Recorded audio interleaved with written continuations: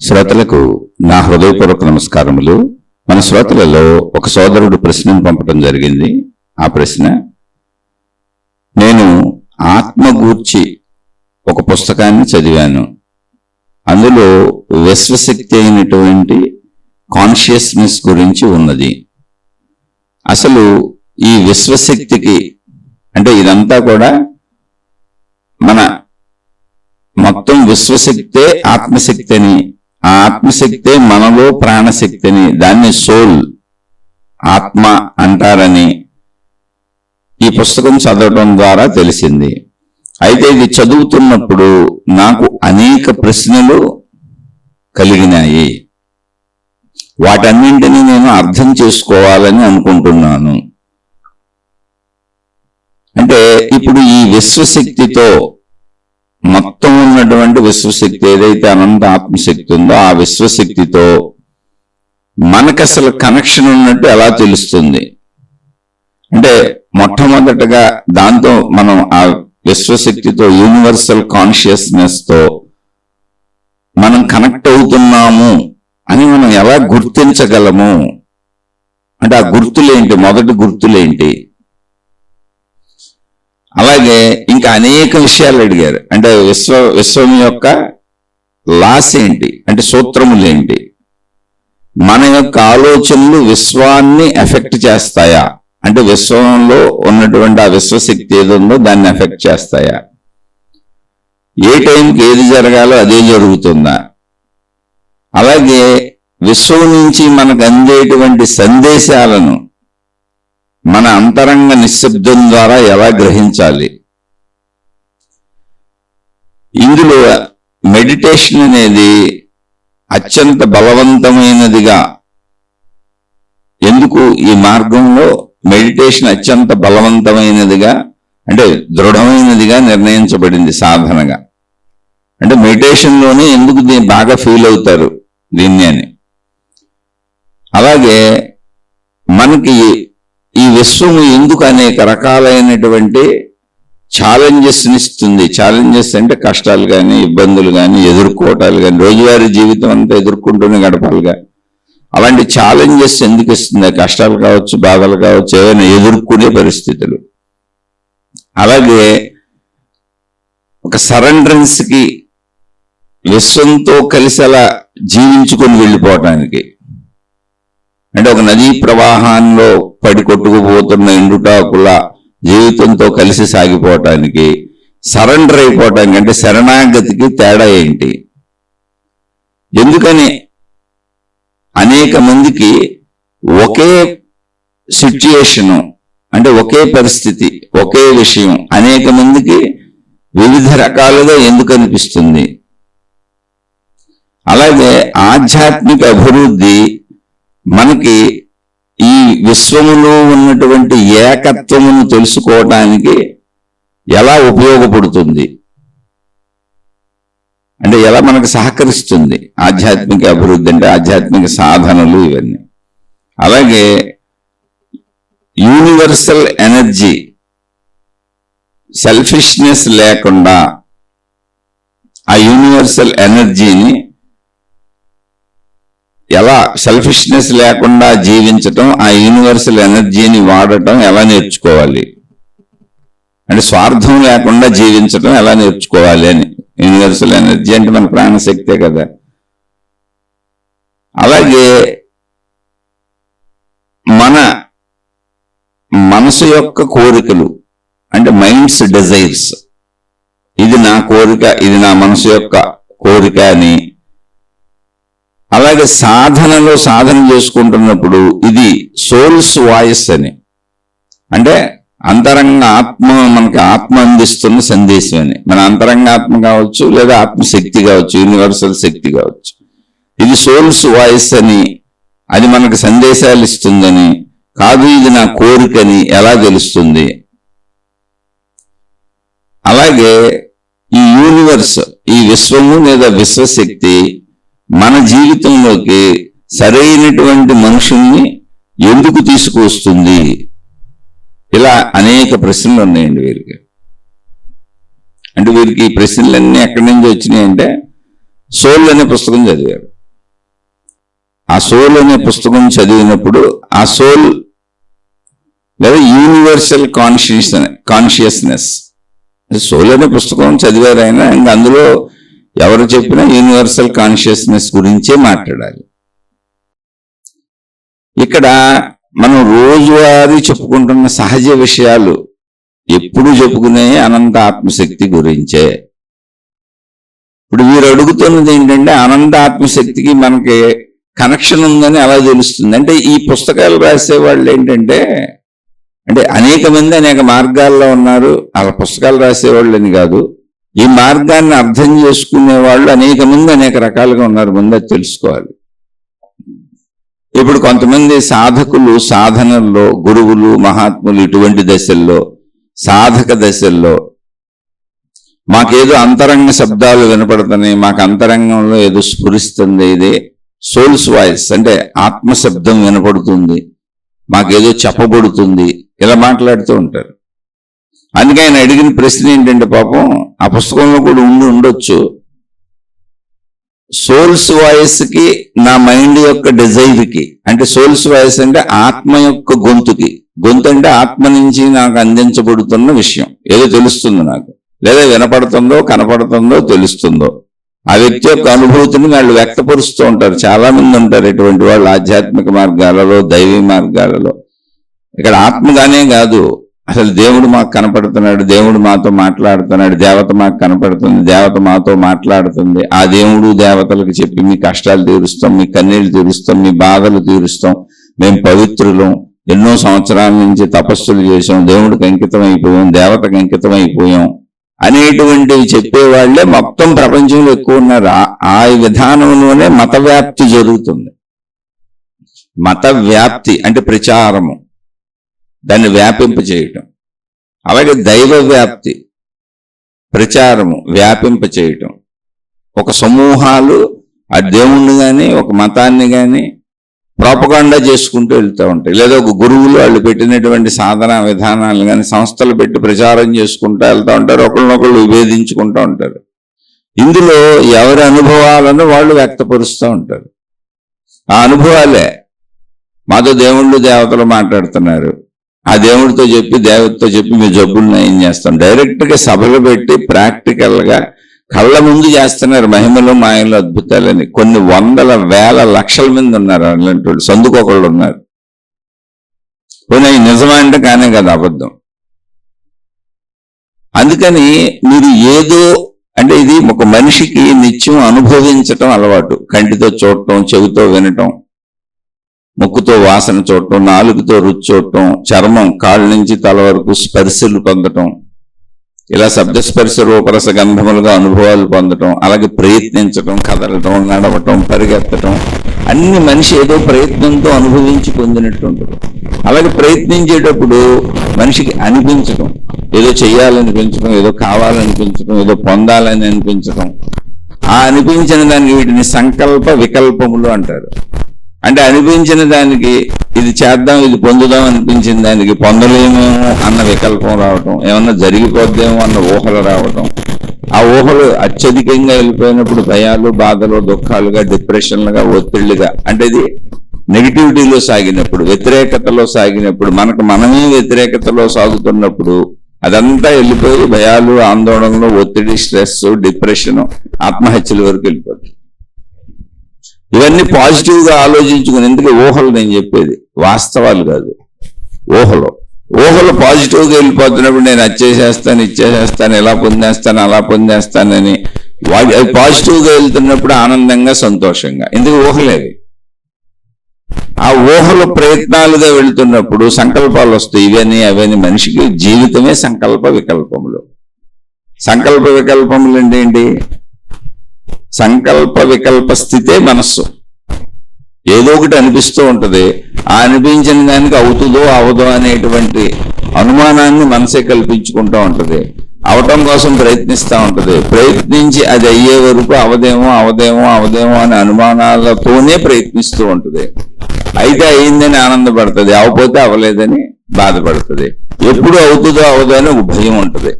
ప్రతి చిన్న విషయంలోనూ ఒక శంక ఉంటది, అంటే వికల్పము. సంకల్పమునకు వికల్పం వెంబటే వస్తుంది. కానీ సంకల్ప వికల్పాల మధ్యలో ప్రయత్నం సాగుతూ ఉంటుంది. ప్రయత్నం ఫలితం సాధింపబడినప్పుడు వికల్పము అయిపోయింది, పూర్తయిపోయింది, సంకల్పము పూర్తయిపోయింది. సంకల్ప వికల్పాలు ఆగిపోతాయి, ఎందుకంటే పని అయిపోయింది. అక్కడ అయిందో అవలేదో, కానీ కార్యం జరిగిపోయింది, అవలేదని తెలిసింది, లేదా అయ్యిందని తెలిసింది. అయితే పొందటం, అవకపోతే బాధపడటం. సంకల్ప వికల్పముల మధ్యలో ప్రయత్నము, ఆ ప్రయత్నములో కలిగేటువంటి ఊహలన్నీ వికల్పములే. అవే భావోద్వేగముల జీవితము. అహంకారంతో, ఘర్షణలతో ఇలా నిరంతరం మనిషికి ఏదో ఒకటి అనిపిస్తూనే ఉంటుంది. మెలకువ అంతా అనిపించడమే. ఈ అనిపించటాన్ని దృష్టిలో పెట్టుకుని ఆత్మ వైపు సాగినప్పుడు, అనంతాత్మశక్తి వైపు సాగినప్పుడు నన్ను వేరుగా, ఆత్మశక్తిని వేరుగా చూసుకుంటూ ఉంటాను, ఒకవేళ ఆత్మజ్ఞానం వింటున్నా కూడా. అందుకే ఈ సోల్ అని, కాన్షియస్నెస్ అని, అవేర్నెస్ అని ఇటువంటి ఆత్మజ్ఞాన సంబంధిత పుస్తకాలు రాసేవాళ్లే శరీర పరిమితుల నుంచి రాస్తా ఉంటారు వాటిని. అంటే నాకేదో వినపడింది. చాలా మంది గురువుని చూశాను, మహాత్ములు చూశాను, నాకు అంతరంగ ప్రేరణ వచ్చిందంటారు. అంతరంగ ప్రేరణ రావటం ఏంటి? నా బొంద అనిపించటమే, అందరికీ అనిపిస్తానే ఉంది. అది ఏ మార్గంలో వెళ్తా ఉంటే ఆ మార్గంలో అనిపిస్తుంది అంతే. ఇప్పుడు దొంగతనం చేసే వాళ్ళకి పోలీసులు పట్టుకుంటారేమో నిరంతరం అనిపిస్తూ ఉంటుంది. దొంగతనం చేయకముందు అనిపిస్తుంది, చేసినాక అనిపిస్తుంది, జీవించినంతకాలం అనిపిస్తూనే ఉంటుంది. పోలీసులు కనపడినప్పుడల్లా ఉలిక్కి పడుతూ ఉంటారు. రాత్రిపూట పడుకొని కళల్లో కూడా అనిపిస్తుంది పోలీసులు పట్టుకున్నట్టు. ఎందుకని? ఆ చర్యకు తగ్గ పరిణామాలన్నీ మనసు ఊహించుకుంటుంది. అలాగే అదే దైవ మార్గంలో వెళ్తున్నారనుకోండి, ఆ దేవుణ్ణి ఊహించుకుంటుంది, దేవతలను ఊహించుకుంటుంది. ఆ మార్గ సంబంధిత విషయాలు మీరేమేమి వినున్నారో అవన్నీ ఊహించుకుంటుంది. కొన్ని సంస్థలు ఉన్నాయి, సూక్ష్మలోక యానాలు చేసి వస్తారు. మీలో మీకు వినపడుతుంది. మీరు సాధన చేస్తుంటే మీ యొక్క ఆత్మ గొంతు మీరు వింటారు. మీలోంచి మీకే వినపడతాయంటే అసలు రోజు వినపడతానే ఉన్నాయి. మనిషికి అసలు లోపల నుంచి వినపడటమే ఆలోచన, లోపల నుంచి కనపడటమే ఆలోచన. ఆలోచన పుడుతుంది అంటే ఏంటి? నాలో నాకే కదా పుడుతుంది, ఇంకా కొత్తగా పుట్టేదేంటి? అయితే ఇక్కడ ఈ ఆత్మజ్ఞాన మార్గంలో ప్రయాణించే వాళ్ళు ఆ వేషధారణలు వేసుకొని లేదా అటువంటి పుస్తకాలు రాసి ప్రజల్ని ఆత్మ నుంచి డిఫరెన్షియేట్ చేస్తున్నారు. అంటే ఏంటి? ఆత్మానుభవం మనకి గుర్తులుగా తెలుస్తూ ఉంటది. ఆ మార్గంలో మనం ప్రయాణిస్తున్నప్పుడు గుర్తులుగా తెలుస్తూ ఉంటుంది. అంటే ఇక్కడే ప్రశ్న ఏంటంటే, ఆ ప్రశ్నలో ఒక భాగం అది కూడా అడిగారు, నేను ఏ విధంగా అర్థం చేసుకోగలను ఏంటంటే యూనివర్సల్ కాన్షియస్నెస్ అనేది, దాంతో నేను కనెక్ట్ అవుతున్నానని, ఆ యూనివర్సల్ ఎనర్జీతో కనెక్ట్ అవుతున్నాను. ఎప్పుడు మెడిటేషన్ చేస్తున్నప్పుడు, ధ్యానం చేస్తున్నప్పుడు, లేదా తపస్సు చేస్తున్నప్పుడు ఆ యూనివర్సల్ కాన్షియస్నెస్ తో లేదా ఆ అనంత ఆత్మశక్తితో కనెక్ట్ అవుతున్నానని నాకు తెలిసేటువంటి మొట్టమొదటి గుర్తులేంటి అంటే, ఏ ఫీలింగ్స్, గుర్తులు కూడా చెప్పేస్తున్నాడు. అంటే నీకు మొదటి గుర్తు ఎలా ఉంటుంది, రెండో గుర్తు ఎలా ఉంటుంది, నీకు ఇలా అనిపిస్తుంది, అలా అనిపిస్తుంది చెప్పుకుంటూ వెళ్తున్నాడు. అసలు గుర్తు పెట్టుకోవలసిన గొప్ప విషయం ఏంటి అంటే, అనంత ఆత్మశక్తి అన్నప్పుడు నువ్వు లేవు, అసలు నువ్వు ఉండవు. నువ్వు దాన్ని ఐడెంటిఫై చేయడం కుదరదు. సముద్రంలో నీటి బొట్టు కలిసిపోయినట్టుగా నువ్వు కలిసిపోతావు అంతే, అందులో కలిసిపోతావు అంతే తప్ప నీ ప్రయాణంలో నాకు అది కొద్ది కొద్దిగా అర్థమవుతుంది, తెలుస్తుంది, మిణుకు మిణుకుమన్నట్టుంది, వెలుతురులు వచ్చినట్టుంది, కాంతులు చిమ్మినట్టుంది, ఏదో తెలుస్తుంది అంటే అసలు నిరంతరం మీరు ఎప్పుడు గుర్తుపెట్టుకోండి, మన మనసు సంకల్ప వికల్ప భావోద్వేగముల యొక్క నిలయం. మన శరీరం, మన మనస్సు నిరంతరం కదలికే, అది అనిపించటమే. అది మంచా, అది చెడా, అది భయమా, అది బాధ, అది దుఃఖమా, అది దైవమా అనిపిస్తూనే ఉంటుంది. ఏదో ఒకటి అనిపిస్తూనే ఉంటుంది. అసలు రోజు బోల్డ్ మంది చెబుతారు, వాళ్ళ ఇంటికి ఎవరో చుట్టాలు వస్తారు అనిపిస్తుంది అంటారు. నిజంగా చుట్టాలు వస్తారు, అది పెద్ద విషయం ఏంటి? దానికి సంబంధించిన విషయాలు ఎప్పుడో గతం నుంచి మాట్లాడుకోవటమో, ఎవరో వస్తారని చెప్పటమో, లేదా పలానా వాళ్ళు నాకు ఫోన్ చేస్తారని అనిపిస్తుందని. ఎందుకని వాళ్ళకి తెలుసు కాబట్టి మనకి. అంటే నిత్య కృత్యాలలో ఇలా జరిగేవి అనిపిస్తాయి. అబ్బే నేను అస్సలు అనుకోలేదండి, మీరు ఫోన్లు వాడతారు, ఫోన్లు మాట్లాడతారు, మీరు అనుకోవక్కర్లా. కాబట్టి మీరు ఫోన్ చేస్తారని, వాళ్ళు ఫోన్ చేస్తారని అనిపిస్తుంది. జీవితంలో మనం వినియోగించేది ఎప్పుడు వినియోగించినా, ఎప్పుడు వినియోగిస్తున్నా అది మనకు తెలిసిన విషయం అయినప్పుడు అప్పుడప్పుడు అనిపిస్తూ ఉంటుంది. అనిపించింది ఎప్పుడన్నా రేరుగా జరుగుతూ కూడా ఉంటుంది. ఎందుకని మనం చేసే పనిలాగా అనుకుంటాం. వాటినన్నింటినీ తెచ్చి ఈ ఆధ్యాత్మికతగా కలిపేసి నీలోనే ఏదో ఆధ్యాత్మిక అభివృద్ధి జరిగిపోతున్నట్టు, ఆ ఆధ్యాత్మిక అభివృద్ధిని నువ్వు గుర్తించవచ్చు అన్నట్టు, అది నీకు తెలిసిపోద్ది అన్నట్టు, నువ్వు దాన్ని పట్టుకోగలవు అన్నట్టు ఇక రకరకాలుగా దాన్ని తయారు చేసుకుంటూ వెళ్తున్నారు. కానీ ఇది చాలా సింపుల్ సబ్జెక్టు. మీకు మహిమలు మాయలు అద్భుతాలు దాన్ని నేను పొందినట్టు, ప్రయత్నించినట్టు, సాధించినట్టు మీకు అనిపించాలి అంటే ఇక ఇలాంటి పుస్తకాలు చదువుకొని అలాంటి గురువులు వెనకాల పట్టడం, వాళ్ళు కొద్దిగా మీకు నేర్పుతున్నట్టు అలా జీవితకాలాలు సాగుతూ చక్కగా ఏదో సాధనలు చేసుకుంటున్నట్టు, ఏదో పొందుతున్నట్టు అనిపిస్తుంది. సాధన చేయొద్దని నేను చెప్పటంలా.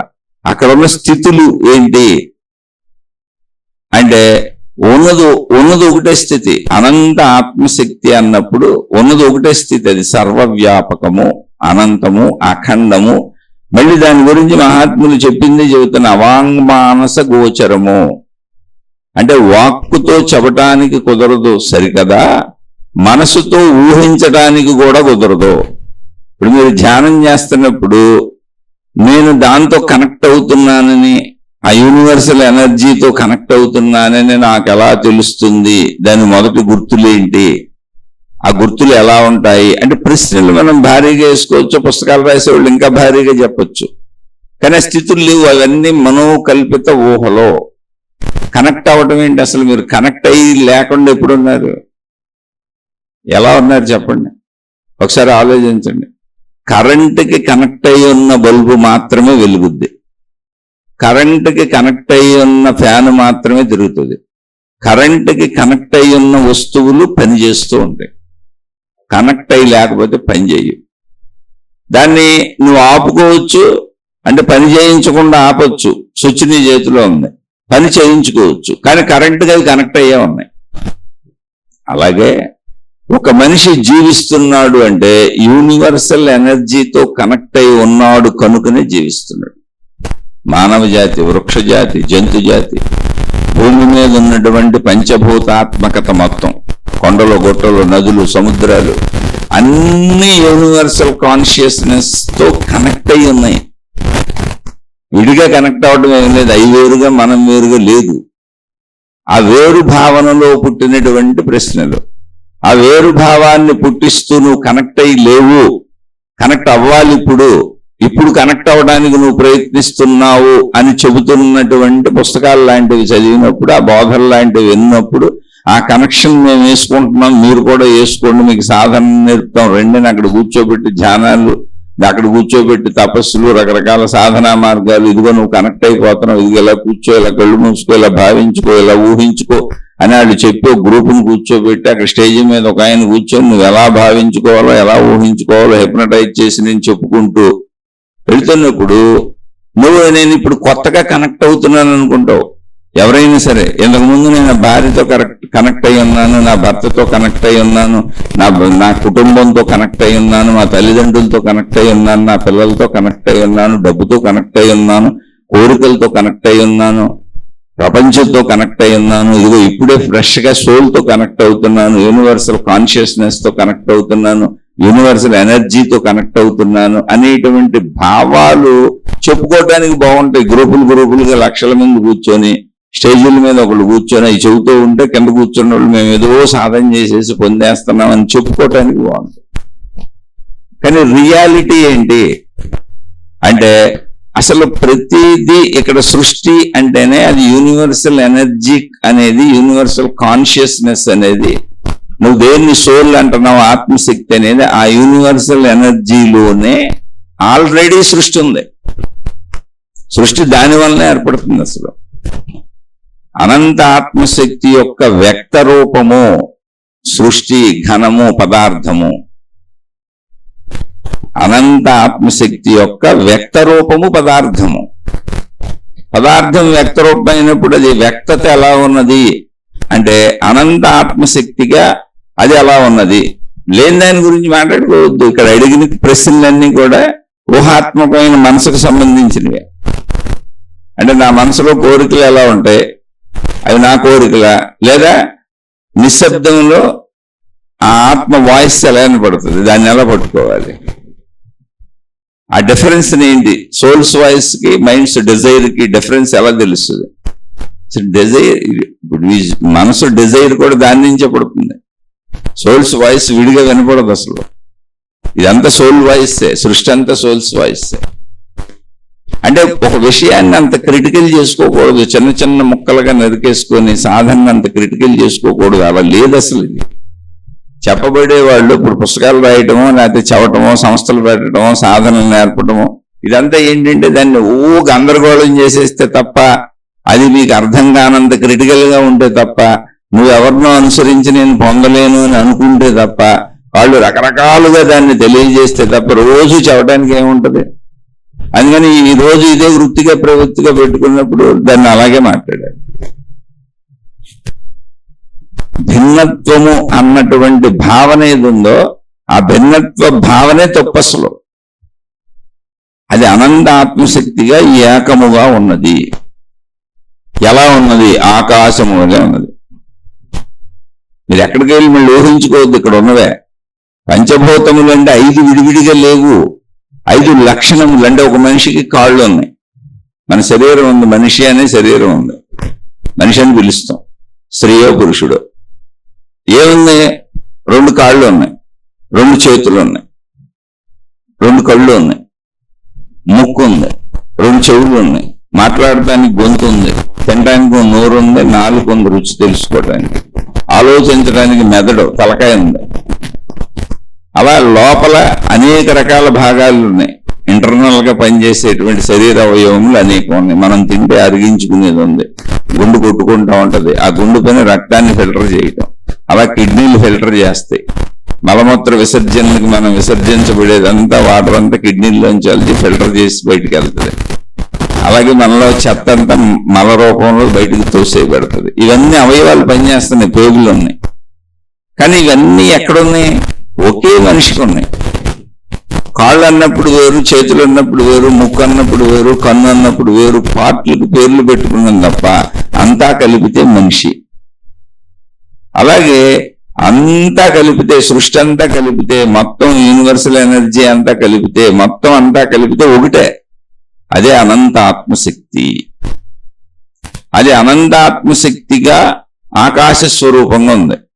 అంటే మనిషిగా మొత్తం శరీరంగా ఎలా ఉన్నాడు మనిషి అంటే, ఇదిగో మనిషి పైనుంచి కింద వరకు ఫోటో తీసి ఇతను మనిషి, ఈమె మనిషి, మొత్తం కలిపితే అది అనంతాత్మశక్తి. ఈ అనంతాత్మశక్తిలోనే ఇప్పుడు పంచభూతాత్మకము అన్నారు కదా, ఏంటి? అనంతాత్మశక్తిలోనే మనిషికి కాళ్ళు ఉన్నట్టు వాయువు ఉంది. శరీరంలో కాళ్ళు ఉన్నాయి, మొత్తం కలిపితే కదా శరీరము మనిషి, కాళ్ళు ఉన్నాయి. అలా వాయువు ఉంది. ఎందులో ఉంది? ఆకాశంలోనే ఉంది. మనిషికి చేతులు ఉన్నాయి, అలా అగ్ని ఉంది. మనిషికి కళ్ళు లేకపోతే తలకాయ ఉంది, తలకాయలో మొత్తం ఉన్నాయి, అలా నీరు ఉంది. మనిషికి మొత్తం పైనుంచి కింద వరకు ఇంటర్నల్ గా పనిచేసే శారీరక వ్యవస్థ ఉంది. మనం తీసుకున్న ఆహారం అంతా జీర్ణం చేసుకొని మళ్ళీ అది శరీరంగా మలుచుకొని మొత్తం ఆ జీర్ణ వ్యవస్థ అంతా మలమూత్ర విసర్జనలు చేసేస్తూ లోపల జరుగుతుంది, అసలు మనం బయటికి తెలియదు. అలా భూమి ఉంది. ఊరికిన ఉదాహరణ చెప్పని ఒక మనిషిలో ఇవన్నీ ఉన్నట్టు అనంత ఆత్మశక్తిలోనే పంచభూతాత్మకత ఉంది. మళ్ళీ ఈ మనిషిలోనే తీసుకున్న ఆహారం అంతా జీర్ణం చేయబడి పచనం చేయబడి మళ్ళీ అదంతా రక్తంగా మారి, రక్తం నుంచి మాంసంగా మారి, మాంసం నుంచి ఎముకలు మధ్యగా మారి, ఎముకల మధ్య నుంచి వీర్యంగా మారి, ఆ వీర్యం మళ్ళీ స్త్రీ పురుషులు కలిసినప్పుడు మళ్ళీ పిల్లలు పుట్టడానికి అనువుగా స్త్రీ గర్భం ధరిస్తుంది. అంటే వీర్యంగా విత్తన దశలో పిల్లల్ని మళ్ళీ పుట్టిస్తుంది. అది అలా మానవ జాతి ముందుకు సాగుతుంది. అంటే ఏంటి? ఇది ఒకే శరీర నిర్మాణములో ఇదంతా ఉంది. మళ్ళీ విభిన్నంగా మనుషులు తయారవుతారు. మనుషులు విభిన్నంగా తయారై నాకు వేరుగా తయారైన మనుషులు ఎక్కడి నుంచి వచ్చారు? నా పిల్లలు నా నుంచే వచ్చారు. మళ్ళీ నాకు వేరుగా ఉన్నారని అనిపిస్తుంది, కానీ ఇప్పటి వరకు నాలోనే ఉన్నారు, శక్తి రూపంలో ఉన్నారు. నాలోకి శక్తి రూపంలో రావడానికి ముందు ఎక్కడ ఉన్నారు? ఆహార పదార్థాల్లో ఉన్నారు. ఆహార పదార్థాల్లోకి రావడానికి ఎక్కడ ఉన్నారు? ముందు ఎక్కడ ఉన్నారు? పంచభూతాత్మక స్థితిలో ఉన్నారు. పంచభూతాత్మక స్థితిలో అన్నీ కలిపితే అన్నప్పుడు అంతకుముందు ఎక్కడ ఉన్నారు? ఆకాశ శక్తిగా ఉన్నారు. ఆకాశ శక్తిగా ఉన్నదే తనలో ఉన్న పంచభూతాత్మక లక్షణం చేత అది ఘనత్వాన్ని పొంది పంచభూతములన్నీ ఆకాశ స్థితిలోనే కలిసింది. సృష్టిగా అదే తన లోపల, ఇప్పుడు మనం తిన్న ఆహారం తన లోపల అదే జీర్ణం చేసుకుని అదే రక్తంగా మార్చుకుంటుంది. మనం రక్తంగా ఎర్ర రంగులో తింటలేదుగా, మనం అంత ఎరుపు రంగు ఎక్కడి నుంచి వస్తుంది అసలు అంటే దాని తీరంతే. అలాగే సృష్టి శక్తిగా ఎందుకు మారుతుందంటే దాని తీరంతే. మనం తిన్న ఆహారం ఎరుపు రంగు రక్తంగా శక్తిగా మారింది, అదే శక్తి మొట్టమొదటి దశ. మనం తిన్న ఆహారం ఏమో పదార్థాలు, కానీ అది మారింది ఎరుపు రంగు శక్తిగా, రక్తంగా. దానికి రక్తం అని పేరు పెట్టాం, శక్తి. అది మళ్ళీ మాంసంగా మారుతుంది, అలా మన శరీరం పెరుగుతుంది. అదే ఎముకలు మజ్జగా మారుతుంది కొంత భాగం. అంటే శరీరంలో ఏ ఏ అవయవాలు ఉన్నాయో ఆ అవయవాలు అన్నింటిగా మార్పులు చెందుతూ ఉంటుంది. అది మన శరీర ఎదుగుదల. ఆఖరికి అది ఎంత మార్పుకి వెళ్ళింది అంటే మళ్ళీ మన నుంచి మన పిల్లలు పుట్టుకొచ్చే అంత. అంటే ఒకే శక్తి కదా, ఇప్పుడు మన పిల్లలు వేరే శక్తి, శక్తిగా ఒకటేది. మన పిల్లలు మన నుంచే వచ్చారు, మనము మన పిల్లలు వేరు అనడానికి లేదు, కానీ వేరు భావంతోనే జీవిస్తాం, అదే శరీర భావన. అలాంటి పరిశీలించుకుంటూ వస్తే ఇందులో అద్భుతాలు మహిమలు ఏమి లేవే. నా పిల్లలు నేను నా భార్య కలవటం వల్ల పుట్టారు, ఎవరి పిల్లలైనా వాళ్ళు వాళ్ళ భార్య కలవటం వల్ల పుట్టారు. ప్రపంచంలో ఎక్కడైనా ఏ జీవజాతుల్లో అయినా జంతువుల్లో అయినా స్త్రీ పురుష జంతువులు కలవటం వల్ల పిల్లలు పుడుతున్నారు. మొక్కలకు విత్తనాల ద్వారా వచ్చింది. ఇందులో మహిమ మాయ ఉంది. మీ పిల్లలు మీరు ఒకటే, మీరు విశ్వశక్తి స్వరూపులే అంటే ఎవరన్నా బోధ చేశారనుకో చప్పట్లు కొట్టి మహిమ ఆ భావాన్ని మీరు ధ్యానం చేసుకొని నా పిల్లలు నేను ఒకటే, నా పిల్లలు నేను ఒకటే, నా తల్లిదండ్రులు నేను ఒకటే ధ్యాన భావంలోకి వెళ్ళి మీ పిల్లల్ని తీసుకొచ్చి మీలో కలిపేసుకోండి, మీ తల్లిదండ్రులను తీసుకొచ్చి మీలో కలిపేసుకోండి. అలా కలిపేసుకుంటున్న ప్రాసెస్లో మీరు ఏకమైపోతున్న భావన మీకు కలుగుతున్నది. కూర్చొని పెట్టి అలా హిప్నటైజ్ చేసుకుంటూ చెప్పామనుకో అదొక పెద్ద ఆధ్యాత్మిక సాధనలాగా అనిపిస్తుంది. భావరూపంలో కలిపేసుకోవటమే ఏముంది, ఆల్రెడీ నువ్వు పరిశీలించుకుంటే అదంతా అలాగే జరిగింది, కలిసే ఉంది, అది విడిపోతున్నట్టు కనపడుతుంది. మన నుంచి మన పిల్లలు వస్తున్నారు, వాళ్ళ నుంచి వాళ్ళ పిల్లలు వస్తారు, మన తల్లిదండ్రుల నుంచి మనం, ఇలా సృష్టి అంతా ఒక ఏకశక్తి నుంచి విడివిడిగా అయిపోతున్నట్టు కనపడుతున్నది. కానీ దాని ఆవిర్భావం మూలం ఏకశక్తే, అదే అనంత ఆత్మశక్తి. ఇప్పుడు విడిపోతున్నట్టుగా కనపడుతున్నది భ్రమ అంటే కాదు, శరీరపరంగా అది నిజమే, సృష్టిపరంగా అది నిజమే, ఉన్నది ఉన్నట్టుగా ప్రపంచపరంగా అది నిజమే. జీవితం అలా విడిపోయినట్టు భావంతోనే గడపాలి. విడిపోయి ఉన్నదే నిజం. నా తిండి నేనే తినాలి, మీ తిండి మీరే తినాలి. నా నుంచి నా పిల్లలు వచ్చారు కదా, నేను తినేస్తే మా పిల్లలు తిన్నట్టేను, నా తల్లిదండ్రుల నుంచి నేను వచ్చాను కదా, వాళ్ళు తినేస్తే నేను తిన్నట్టేను అనే భావనలు ఇక్కడ పొసగవుగా. శరీరపరమైనటువంటి సత్యం ఏంటంటే ఎవరు దాళ్లే తినాలి. శక్తిపరమైనటువంటి సత్యం ఏంటంటే తల్లిదండ్రుల నుంచి పిల్లలు వచ్చారు, మళ్ళీ పిల్లల నుంచి ఆడపిల్లలు వస్తారు. ఇలా సృష్టి అంతా ఇలాగే సాగుద్ది. అంటే సృష్టి అన్నప్పుడు శక్తి ఘనత్వాన్ని అంటే ఒక రూపాన్ని, ఒక ఆకారాన్ని, ఒక పదార్థతత్వాన్ని పొంది వేరు పదార్థముల వలె, వేరు మనుషుల వలె, వేరు చెట్లు వలె, వేరు జంతువుల వలె అలా వేరుగా అనిపించేలా ఉన్నది. ఎక్కడుంది ఇదంతా? ఈ సృష్టి అంతా ఎక్కడుంది? మన జ్ఞాన జాతి అంతా ఎక్కడుంది?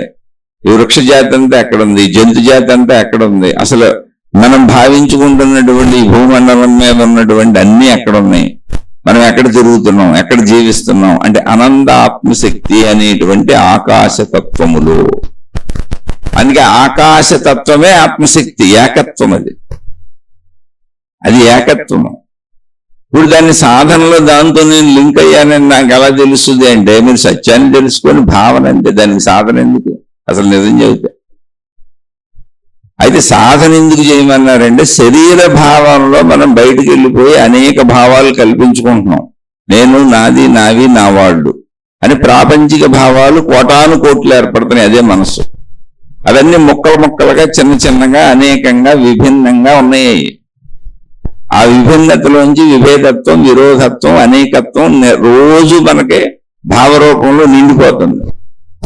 అన్ని పరిమితాలుగా ఉన్నాయి, వేరుగా ఉన్నాయన్న సృష్టి భావన నిండిపోతుంది.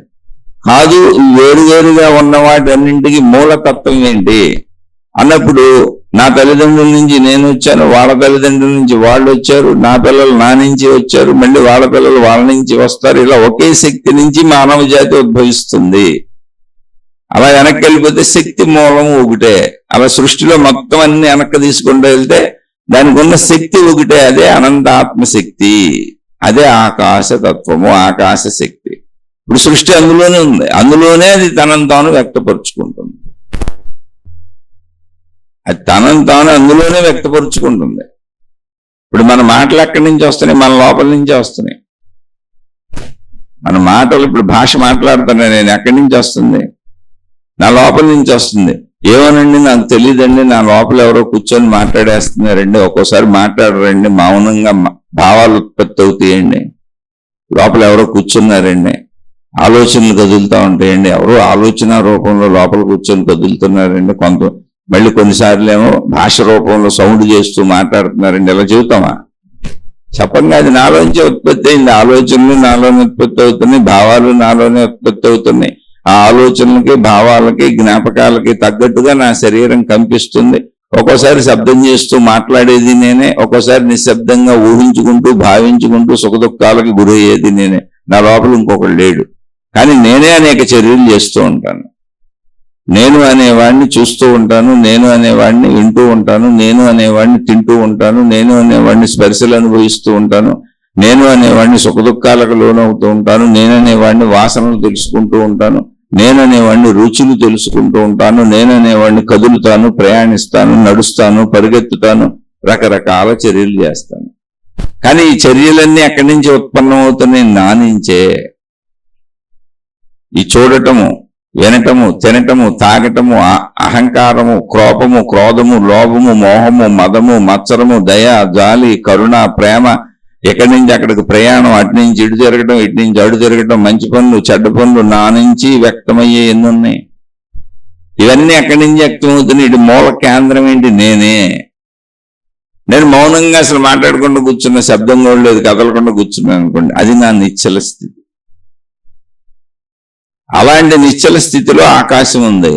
నా నుంచి అనేక రకాలైనటువంటి క్రియలు వ్యక్తం అవుతున్నప్పుడు నేను నడుస్తున్నాను, నడక అనే క్రియ జరుగుతుంది. చేతులతో పని చేస్తున్నాను, పని చేయడం అనే క్రియ జరుగుతుంది. చూస్తున్నాను, చూడటం అనే క్రియ జరుగుతుంది. వింటున్నాను, వినటం అనే క్రియ జరుగుతుంది. చెబుతున్నాను, చెప్పటం అనే క్రియ జరుగుతుంది. అలా శబ్దస్పర్శ రూపరస గంధ సంబంధిత క్రియలు అనేకం చేస్తూ ఉంటాను. అందులో దుఃఖాలకు లోనవుతాను, సుఖాలకు లోనవుతాను, ఎదుట దుఃఖ పెడతాను, సుఖ పెడతాను, నేను వేరు అనుకుంటాను, వాళ్ళు వేరు అనుకుంటాను, అంతా వేరు అనుకుంటాను, విభిన్నతతో జీవిస్తాను. ఇదంతా ఎక్కడి నుంచి జరుగుతుంది? ఎక్కడి నుంచి వ్యక్తపరచబడుతుంది? నా నుంచే, నాలో నుంచే. అనేకత్వ దర్శనం చేస్తుంది నేనే. అది వ్యక్తత అంతా నాలోనే. నేను అనేక క్రియలు చేస్తాను, కానీ నేను ఒక్కడినే. అన్ని నా నుంచే వ్యక్తపరచబడుతున్నాయి. నా భాష, నా భావములన్నీ నా నుంచే వ్యక్తపరచబడుతున్నాయి. నా మంచి చెడులన్నీ నా నుంచే వ్యక్తపరచబడుతున్నాయి. అన్ని నా నుంచే వ్యక్తపరచబడుతున్నాయి, కానీ నేను ఒక్కడనే. వ్యక్తపరచబడుతున్నది ఏదైనా మీకు కనపడుతుందా? ఎప్పుడు కనపడుతుంది అంటే వ్యక్తపరచబడినప్పుడు కనపడుతుంది. ఇప్పుడు నాలో ఉంది, నాలో కోపం అనే భావం ఉంది, నేను వ్యక్తపరచలేదు. మీకు ఉందని తెలుసా? తెలియదు. కానీ అది లేదా? ఉంది. ప్రతి మనుషులందరికీ ఉన్నాయి అన్ని భావాలు. వ్యక్తపరచబడినప్పుడు అవి తెలుస్తాయి ఎదుటి వాళ్ళకి, వ్యక్తపరచబడినప్పుడు అవి తెలియవు.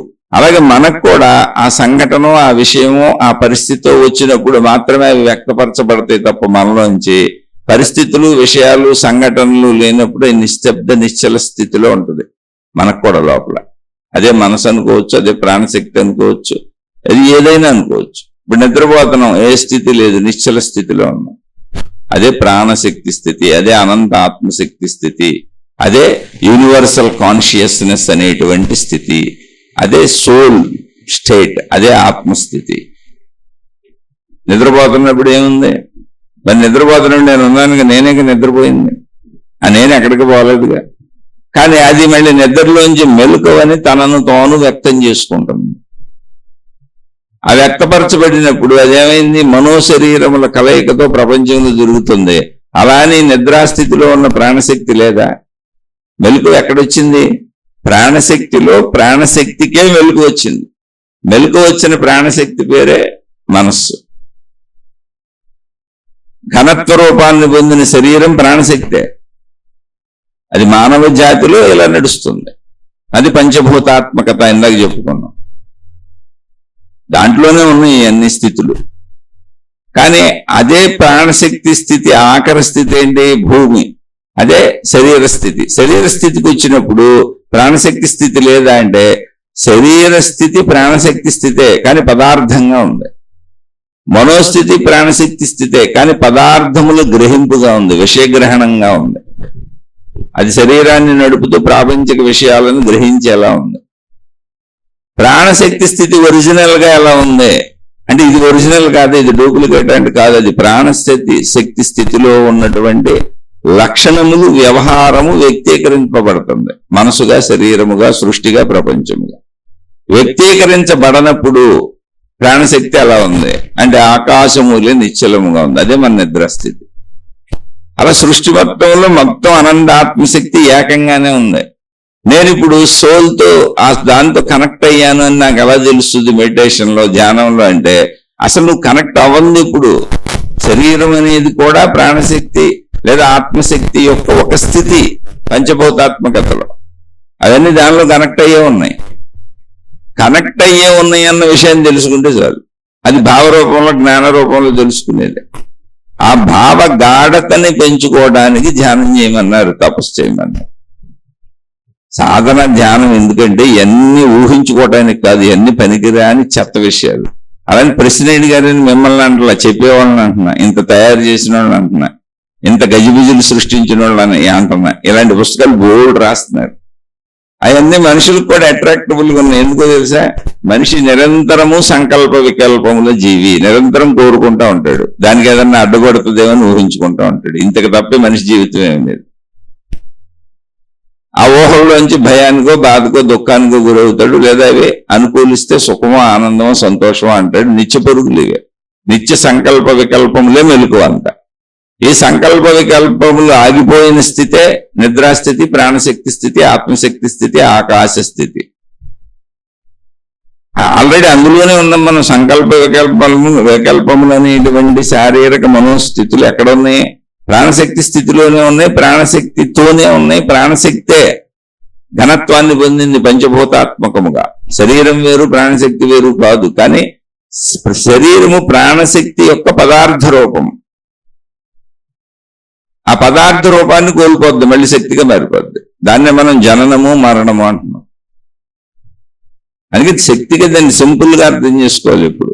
కాకపోతే మీరు అందరూ కూడా ఇప్పుడు మేము మహాగురువులు, జగద్గురువులు, మాకు అంత తెలుసు, మాకెంత తెలుసు, మేము బోర్డు చెప్పామంటానికి దీన్ని చీల్చి చెండాడి, చాలా సింపుల్ విషయాన్ని చీల్చి చెండాడి అనేకముగా చేసేసి ఎప్పుడు మనిషికి ఏదో పొందిన భావన కావాలి. అందుకని నువ్వు సాధనలో ఇది పొందావు, నీకు తెలుస్తూ ఉంటది. ఈ గుర్తులు నువ్వెంత అభివృద్ధి చెందావు. ఇప్పుడు మూలాధారం మేల్కొంది నీకు. మూలాధారం నుంచి మణిపూరానికి వచ్చావు. అక్కడి నుంచి ఇంకా స్వాధిష్టానం నుంచి మూలాధారం నుంచి అలా సాగుతూ ఉంది. మణిపూరానికి వచ్చావు. మణిపూరం నుంచి అనాహతానికి వచ్చావు. అనాహతాన్ని నుంచి విశుద్ధానికి వచ్చావు. విశుద్ధాన్ని నుంచి సహస్రారానికి వచ్చావు. ఇవన్నీ భావనాత్మకతలో స్థితిని చెప్పటానికి చెప్పబడినవే తప్ప అసలు అటువంటి విధానాలే ఉండవు. మళ్ళీ దీనికి మీకు చక్రాలు శుద్ధి చేసుకోండి, ఆరాలు శుద్ధి చేసుకోండి, శరీరాన్ని శుద్ధి చేసుకోండి అని బోర్డు మొదలెట్టారు. మళ్ళీ కొంతమంది ఇంకా దీన్ని పట్టుకొని మళ్ళీ నాడీ విధానాలు మొదలు పెట్టారు. శివనాడు అంటారు ఆయన, ఒక ఆయన విష్ణునాడు అంటాడు, ఒక ఆయన రుద్రనాడు అంటాడు, మళ్ళీ గ్రంథులు అంటారు. అయితే ఇవన్నీ పుస్తక భాషలో మనిషిగా అర్థమవ్వడానికి ఒకే సత్యాన్ని అనేకముగా చెప్పబడింది అంతే. అనేకముగా ఎందుకు చెప్పబడింది అంటే మనిషి ఎప్పుడు కూడా ఊహించుకుంటూ కూర్చుంటాడు. శరీర మనస్సుల కలయికేంటి? సంకల్పము ఏదోటి అనిపించటము, వికల్పము ఏదోటి దానికి అడ్డు అంటే జరగదేమో అని మళ్ళీ మనకే అనిపించటం. సంకల్పం అంటే ఇది కావాలనిపించడం, ఇది చెయ్యాలనిపించడం, ఇది పొందాలనిపించడం, ఏదో ఒక ఊహ అనిపించడం. అనిపించిన ఊహకి విరుద్ధంగా ఇంకొక ఊహ రావటం, అదే వికల్పము. సంకల్ప వికల్పముల మధ్య ప్రయత్నము. ప్రయత్నిస్తున్నంతసేపు ఊహ సాగుతూనే ఉంటది. అవుతుందో అవదో, అవుతుందో అవదో. ఆ ఊహ అనేక రకాలుగా ఉంటది. అది ఒత్తిడి అవ్వచ్చు, స్ట్రెస్ అవ్వచ్చు, డిప్రెషన్ అవ్వచ్చు. ఎందుకంటే అవ్వాలన్న కోరిక బలీయంగా ఉండి అవదేమో అనేటువంటి ఊహ బలీయంగా వస్తున్నప్పుడు ఈ రెండింటి మధ్య నలిగిపోయే మనిషి డిప్రెషన్కి ఒత్తిడికి వెళ్ళిపోతాడు. అది మానసిక జబ్బులుగా పరిణమిస్తూ ఉంటుంది.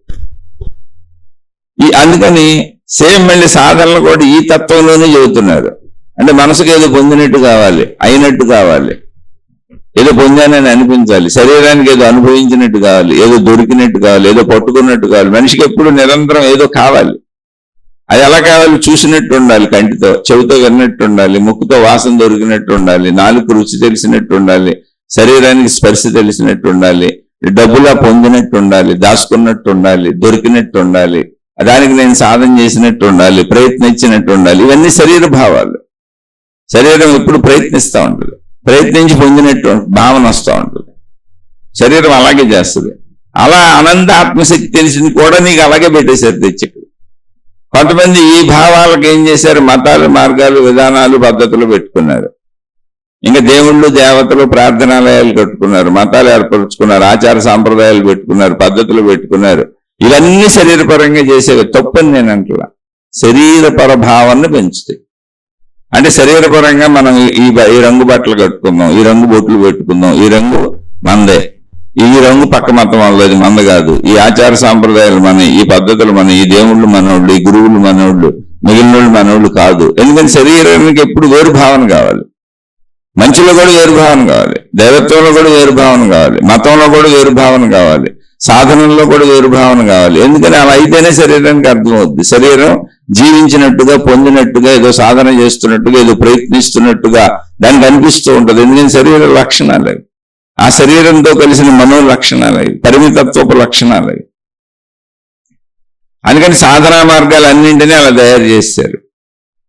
ఆ దేవుడి దగ్గర చూడండి, దేవతల దగ్గర చూడండి, ఎన్నో ఉత్సవాలు పెడతారు, విధానాలు పెడతారు, పద్ధతులు పెడతారు, పండగలు పెడతారు, అనేక రకాల సాధనా మార్గాలు పెడతారు, జపతపాదులు ఇవన్నీ పెడతారు, అర్చనలు పెడతారు, ఆరాధనలు పెడతారు, అనేక మతాల్లో అనేక రకాల పద్ధతులు పెడతారు. వీళ్ళని చూసి వాళ్ళు కాపీ కొడతారు, వాళ్ళని చూసి వీళ్ళు కాపీ కొడతారు, వీళ్ళ వాళ్ళు డూప్లికేట్ చేస్తారు, వాళ్ళ వీళ్ళు డూప్లికేట్ చేస్తారు, పేర్లు మార్చుకుంటూ ఉంటారు. ఏం లేదు, ఎక్కడో ఒక మంత్రం తెచ్చుకొని వీళ్ళ దేవుడికి తగిలించుకుంటూ ఉంటారు, వాళ్ళ మతంలో తగిలించుకుంటూ ఉంటారు, ఎవరిదో వీళ్ళు కాపీ కొట్టేస్తుంటారు. ఏంటిదంటే అంటే శరీరానికి నిరంతరం క్రియ చేస్తున్నట్టు కావాలి, మనసుకు నిరంతరం క్రియలు, ఊహించుకోవటాలు, ప్రయత్నాలు, సంకల్ప వికల్ప ప్రయత్నాలు ఉండాలి. సంకల్పం ఉండాలి, వికల్పం ఉండాలి, ఈ రెండింటికి మధ్యలో ప్రయత్నం ఉండాలి. ఆ ప్రయత్నంలో పొందటమో పోగొట్టుకోవటమో ఉండాలి. ఏదో పొందుతున్నట్టుగా, ఏదో పోగొట్టుకుంటున్నట్టుగా, ఏదో పొందినట్టుగా, ఏదో పొందలేనట్టుగా, సుఖ దుఃఖాలకు నిరంతరం అది గురవుతూ ఉయ్యాలాట ఊగుతూ ఉండాలి. అప్పుడు నేనేదో చేశాను అనిపిస్తుంది. మొత్తం మీరు దైవ విధానాలన్నీ ఏ మతంలో అయినా శరీర మనస్సులకు సంబంధించే ఉంటాయి. అందుకని నేనేదో చేసేస్తున్నానన్న భావన. ఆత్మజ్ఞానంలో కూడా దాన్ని అలా తెచ్చిపెట్టేశారు. అసలు అలా ఉండదు. అది ఒక పెద్ద అవగాహన. ఆత్మజ్ఞానం అంటే ఏంటి అవగాహన అంటే ఉన్నది ఉన్నట్టుగా అవగాహన చేసుకోవటం. ఏంటి ఉన్నది? అనంత ఆత్మశక్తి ఆకాశతత్వములే ఉన్నది.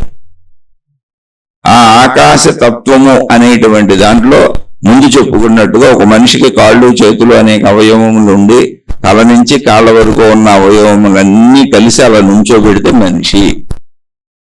అలాగే సృష్టిలో ఉన్న సమస్తము మొత్తాన్ని అలా నుంచోబెట్టి ఇది సృష్టి అని చెప్పి చూపిస్తే దాని చుట్టూ ఉన్న సర్వవ్యాపక ఆకాశముతో కలిపిన సృష్టి ఆత్మశక్తి.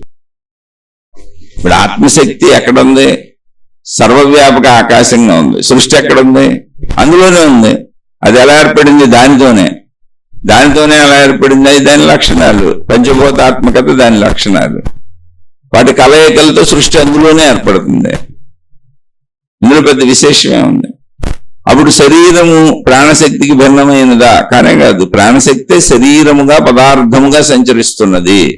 ప్రాణశక్తే శరీరమునకు సహకరించటం కోసం మనసుగా సంచరిస్తున్నది. అదే ప్రాణశక్తి శరీర మనస్సులను బ్రతికించి ఉంచుతున్నది.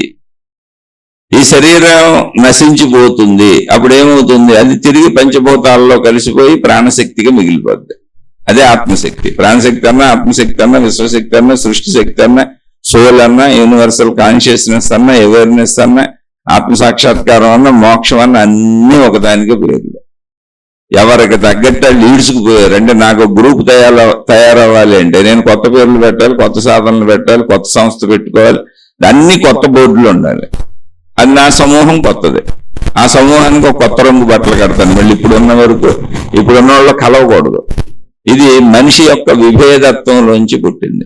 ఇప్పుడు మతాలు కూడా విభేదంలో తయారైనవి, శరీర భావంలో తయారైనవి, ఆత్మభావంలో కాదు, మనోభావంలో తయారైనవి. అలాగే అనేక రకాల సాధనా మార్గాలు కూడా శరీర మనస్సుల భావాల్లో విభేదత్వంలో తయారైనవి. కానీ ఆత్మతత్వంలోకి, యూనివర్సల్ కాన్షియస్నెస్ లోకి, సోల్ అనేటువంటి మాటలోకి వెళ్ళినప్పుడు అసలు విభేదత్వమే లేదు. నిద్రాస్థితి లాంటి ఏకత్వ స్థితి. అక్కడ అసలు సృష్టి లేదు, నువ్వు లేవు, నేను లేను, సృష్టి లేదు. అనంత ఆకాశతత్వముగా ఉన్నాం మనం. అందుకని సాధన ఏంటి అంటే అసలు ఏమీ సాధన లేదు. నువ్వు దీన్ని ఎంత బాగా అర్థం చేసుకోగలిగితే అంత నేను అనంత ఆకాశతత్వాన్ని నీకు తెలుస్తుంది. ఆ తెలిసిన దానికి శరీరపరంగా జీవించడం అనేది రోజు చేయక తప్పదు. ఎందుకని ఖచ్చితంగా ఆహారం తినాలి. ఆహారం తినాలంటే వృత్తి వ్యాపార ఉద్యోగాలు చేసి డబ్బు సంపాదించుకోవాలి. ఆ డబ్బు సంపాదించుకునేటప్పుడు శారీరక కోరికలు ఉన్నాయి కాబట్టి కుటుంబ వ్యవస్థలోకి వెళ్తాం. కుటుంబ వ్యవస్థ ఉంది కాబట్టి భార్యాభర్తలు కాపురం చేస్తారు. అప్పుడు మళ్ళీ శారీరక ఆకర్షణ బాగా పెరిగి సంసార సుఖం తెలుస్తుంది. అక్కడి నుంచి పిల్లలు పుడతారు. నేను, నాది, నా వాళ్ళు, నా పిల్లలు, నా కుటుంబం అనేటువంటి బలీయమైన భావనలు ఏర్పడతాయి. రోజుల జీవించక తప్పదో. కాబట్టి ఇది శరీర భావాన్ని పెంచుతుంది. ఓకే, పెంచనేయండి, పెంచమనే సృష్టి అలా పెట్టింది. అదే సృష్టిలా. సృష్టి నియమాలు ఏంటి, సృష్టి రూల్స్ ఏంటి, సృష్టి యొక్క సూత్రాలు ఏంటంటే ఇదే సూత్రాలు. సృష్టి అనంత ఆత్మశక్తిగా సర్వవ్యాపకంగా ఎప్పుడు అలాగే ఉంటది. ఏది శక్తి ఆకాశ స్థితిలో అనంత ఆత్మశక్తిగా శక్తి ఎప్పుడు అలాగే ఉంటది. అందులో ఎప్పుడూ సృష్టి తయారవుతూనే ఉంటది. శక్తి ఉన్నంతకాలం సృష్టి ఉంటుంది, సృష్టి ఉన్నంతకాలం శక్తి ఉంటుంది. ఎందుకని రెండు వేరు వేరు కాదు. తనను తాను వ్యక్తపరుచుకోవటం అనేది శక్తి యొక్క లక్షణం. వ్యక్తపరుచుకుంది ఎక్కడ? తనలోనే. నేను మాట్లాడుతున్నా, నా మాట నాలోంచే వస్తుంది. మాట్లాడటం మనిషి యొక్క లక్షణం. మాట్లాడకుండా మౌనంగా కూర్చున్నప్పుడు ఈ మనిషికి మాటలు రావేమో, ఈ మనిషి మోగోడేమో, అసలు ఈ మనిషిలో ఏమీ లేవేమో అనుకుంటే అది మన భ్రమ. అవసరమైనప్పుడు మాట్లాడతాడు, వ్యక్తపరుచుకుంటాడు. కానీ మనిషిగా మామూలుగా అలా ఉన్నాడు, మాట్లాడు. ఓ మనిషి ప్రశాంతంగా నిద్రపోతున్నాడు. ఇప్పుడు చూడ్డో, వినడో, మాట్లాడో, తినడో ఏమీ చేయడు, నిద్రపోతున్నాడు. ఇప్పుడు మనిషి కాదా? ఆ మనిషి అంటేనే ఇలా ఎప్పుడు నిద్రపోతాడండి, అదే కరెక్ట్ స్థితి.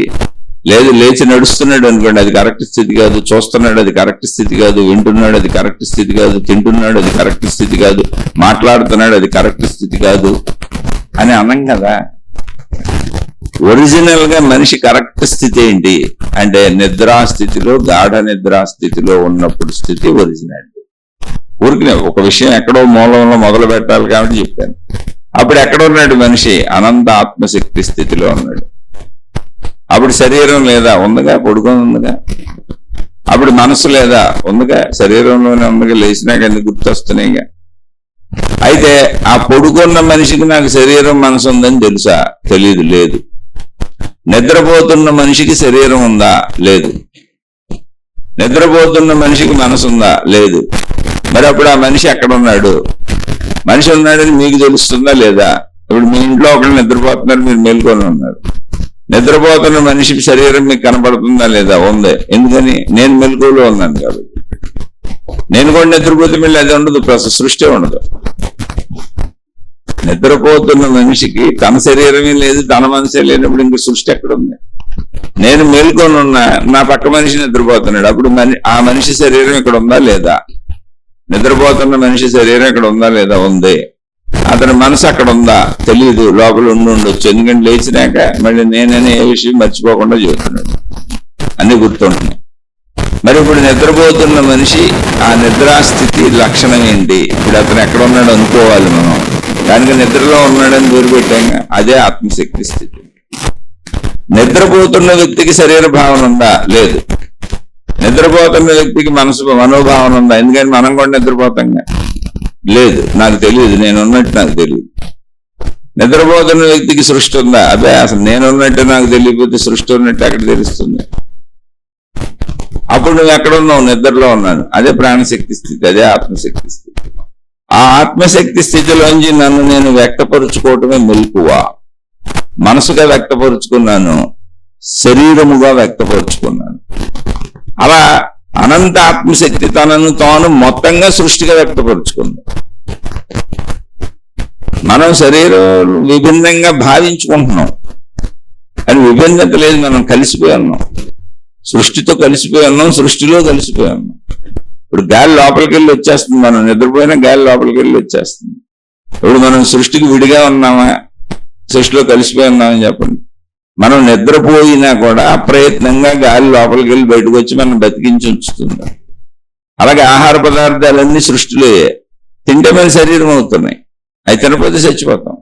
నీళ్ళన్నీ సృష్టిలోయే, తాగి బతుకుతున్నాం, తాగితే శరీరం అయిపోతుంది. శరీరం ఎలా పెరుగుతుంది, శరీరం ఎలా బతుకుతుంది, శరీరానికి శక్తి ఎలా వస్తుంది? బయట ప్రకృతిలో ఉన్న పదార్థాలు మనమైపోతున్నాయి. అంటే ప్రకృతితో మమేకమైపోతున్నాం.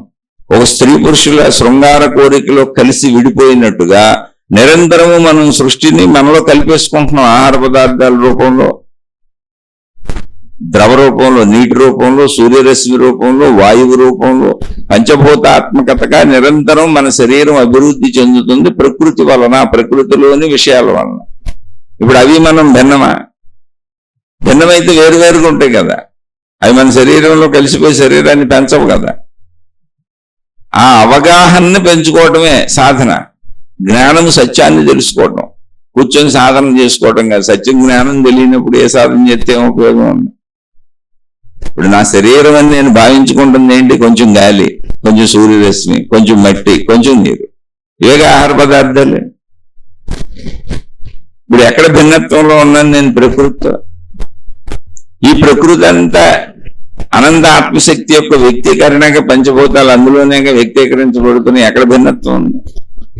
అలా నేను నిద్రాస్థితిలో నా పంచభూతముల స్థితికి మొట్టమొదటిది అంటే తనలో మిగిలిన భూతములన్నింటినీ ముడుచుకున్న ఆకాశ స్థితిలోకి వెళ్ళిపోతున్నాను, ఒరిజినల్ స్టేట్ లో. అక్కడి నుంచి నన్ను నేను వ్యక్తపరుచుకుంటున్నాను, మెలకువ. అదే మెలకువే మనసు, శరీరం. మళ్ళీ నేను నిద్రాస్థితిలోకి వెళ్ళిపోతాను. వెళ్ళిపోయినప్పుడు ఎక్కడ నేను ఆత్మస్థితిలో ఉన్నాను, మళ్ళీ నేను నన్ను నేను వ్యక్తపరుచుకుంటున్నాను. అలా మొత్తం సృష్టి ఆకాశ స్థితిలో మనం నిద్రాస్థితిలోకి వెళ్ళినప్పుడు ఉన్నట్టుగా ఆకాశ స్థితిలో ఉంది. అదే ఆకాశ స్థితిలో ఇప్పుడు మనకు మెలకువ అనేది ఎక్కడొచ్చింది? నిద్రాస్థితిలోనే వచ్చింది.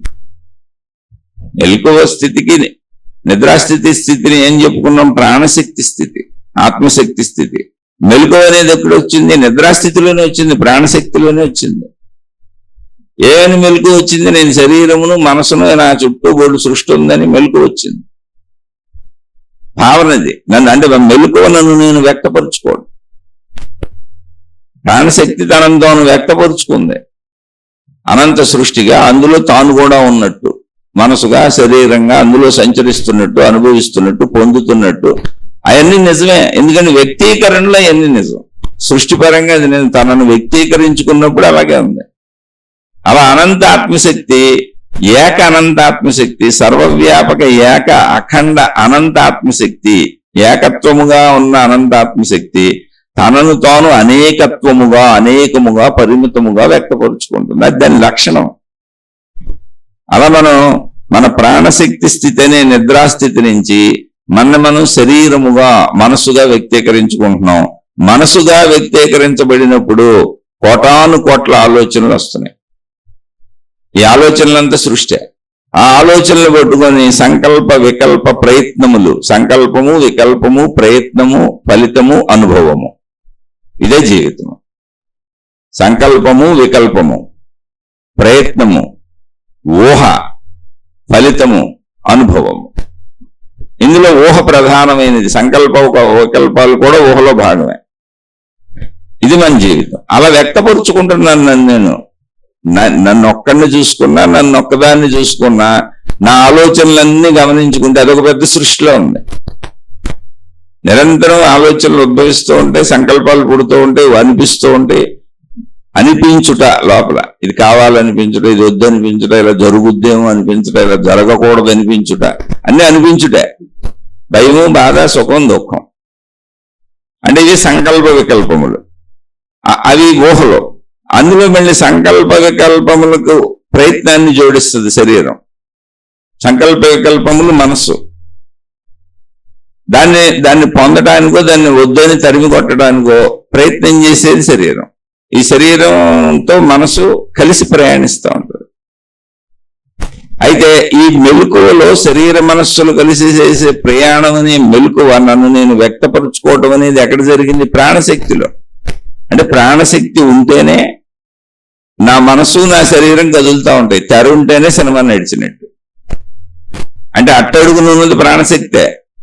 ప్రాణశక్తిలో వచ్చిన మెలకువ శరీరం అన్న భావన, సృష్టి అన్న భావన, మనసు అన్న భావన, మనసులో ఉన్న అనేక ఆలోచనల భావన, సంకల్ప వికల్పముల భావన, ప్రయత్న భావన, ఊహాభావన, ఫలిత భావన, పొందినట్టు భావన, పోగొట్టుకున్నట్టు భావన, పొందలేనేమో అన్న భయభావన, సుఖభావన, దుఃఖ భావన, ఇదంతా వ్యక్తీకరణలో ఏర్పడుతున్న విరోధ విభేద పరిమిత భావన. మళ్ళీ ఇదంతా రాత్రికి వెళ్ళిపోయి ప్రాణశక్తిలో విలీనమైపోయి ఏకత్వంలో ఉండిపోతాను. ఏకత్వము అంటే ఏంటి? అసలు అభావ స్థితి, భావమే పుట్టదు. నేనున్నను, సృష్టి ఉండదు. అప్పుడు ఏకత్వ భావన, ఇంకొక భావం ఎక్కడ పడుతుంది? అలా నిద్రపోతున్న వ్యక్తికి అతను లేడు. నిద్రపోతున్న వ్యక్తికి తన శరీరం లేదు, తన మనసు లేదు, ప్రపంచం లేదు. కానీ మేలుకొనున్న వ్యక్తికి నిద్రపోతున్న వ్యక్తి ఉన్నాడు, మెలకువ ఉంది, ప్రపంచం ఉంది. కాబట్టి నిద్రాస్థితి అనేది ప్రాణశక్తి స్థితి. నువ్వు ఆ ప్రాణశక్తి స్థితి, ఆత్మశక్తి స్థితి, అదే కాన్షియస్నెస్, అదే అవేర్నెస్, అదే సోల్. దాన్ని అర్థం చేసుకోవటమే తప్ప దాన్ని సాధన చేసి పొందడానికి ఏముంది? ఆల్రెడీ నువ్వు ప్రాణశక్తి అయి ఉన్నావు. ప్రాణశక్తి అనే తెర మీద శరీరము, మనస్సు అనే మెలకువ వచ్చింది. నన్ను నేను వ్యక్తపరుచుకున్న మెలకువ వ్యక్తపరుచుకోవటం. నిద్ర నాలో నేను స్థిరంగా స్థిమితంగా ఉండటం. నిద్ర అనేది సినిమా తెర స్థితి. ఎప్పుడు అది అలాగే ఉంటది. ఎప్పుడు అది నిశ్చలంగా నిర్మలంగా అక్కడే ఉంటది, అలాగే ఉంటది. దానిపై మెలకు వస్తుంది. సినిమా వచ్చి పడింది, అప్పుడు మొత్తం కదిలిపోతున్నట్టు, జీవరాశులు ఉన్నట్టు, అనేకత్వం ఉన్నట్టు, భిన్నత్వం ఉన్నట్టు సినిమా అంతా అలాగే నడుస్తుంది. మొత్తం సృష్టి, ప్రపంచం అంతా సినిమా నడుస్తూనే ఉంటుంది. మొత్తం భిన్నత్వం, భేదత్వం, విరోధత్వం, అభిమానం, ప్రేమ, దుఃఖం, సుఖం, కొట్టుకోవడం, తిట్టుకోవడం, కౌగులించుకోవడం, ఇదే సినిమాలంతా. చంపుకోవటం, పుట్టడం, చావటం. కానీ వీటి వెనకాల ఈ సినిమా మొత్తాన్ని ఆధారంగా తనపై ఉంచుకొని చూపిస్తున్నటువంటి ప్రాణశక్తి అనే తెర, ఆత్మశక్తి అనే తెర నిశ్చలంగానే ఉంది. ఇప్పుడు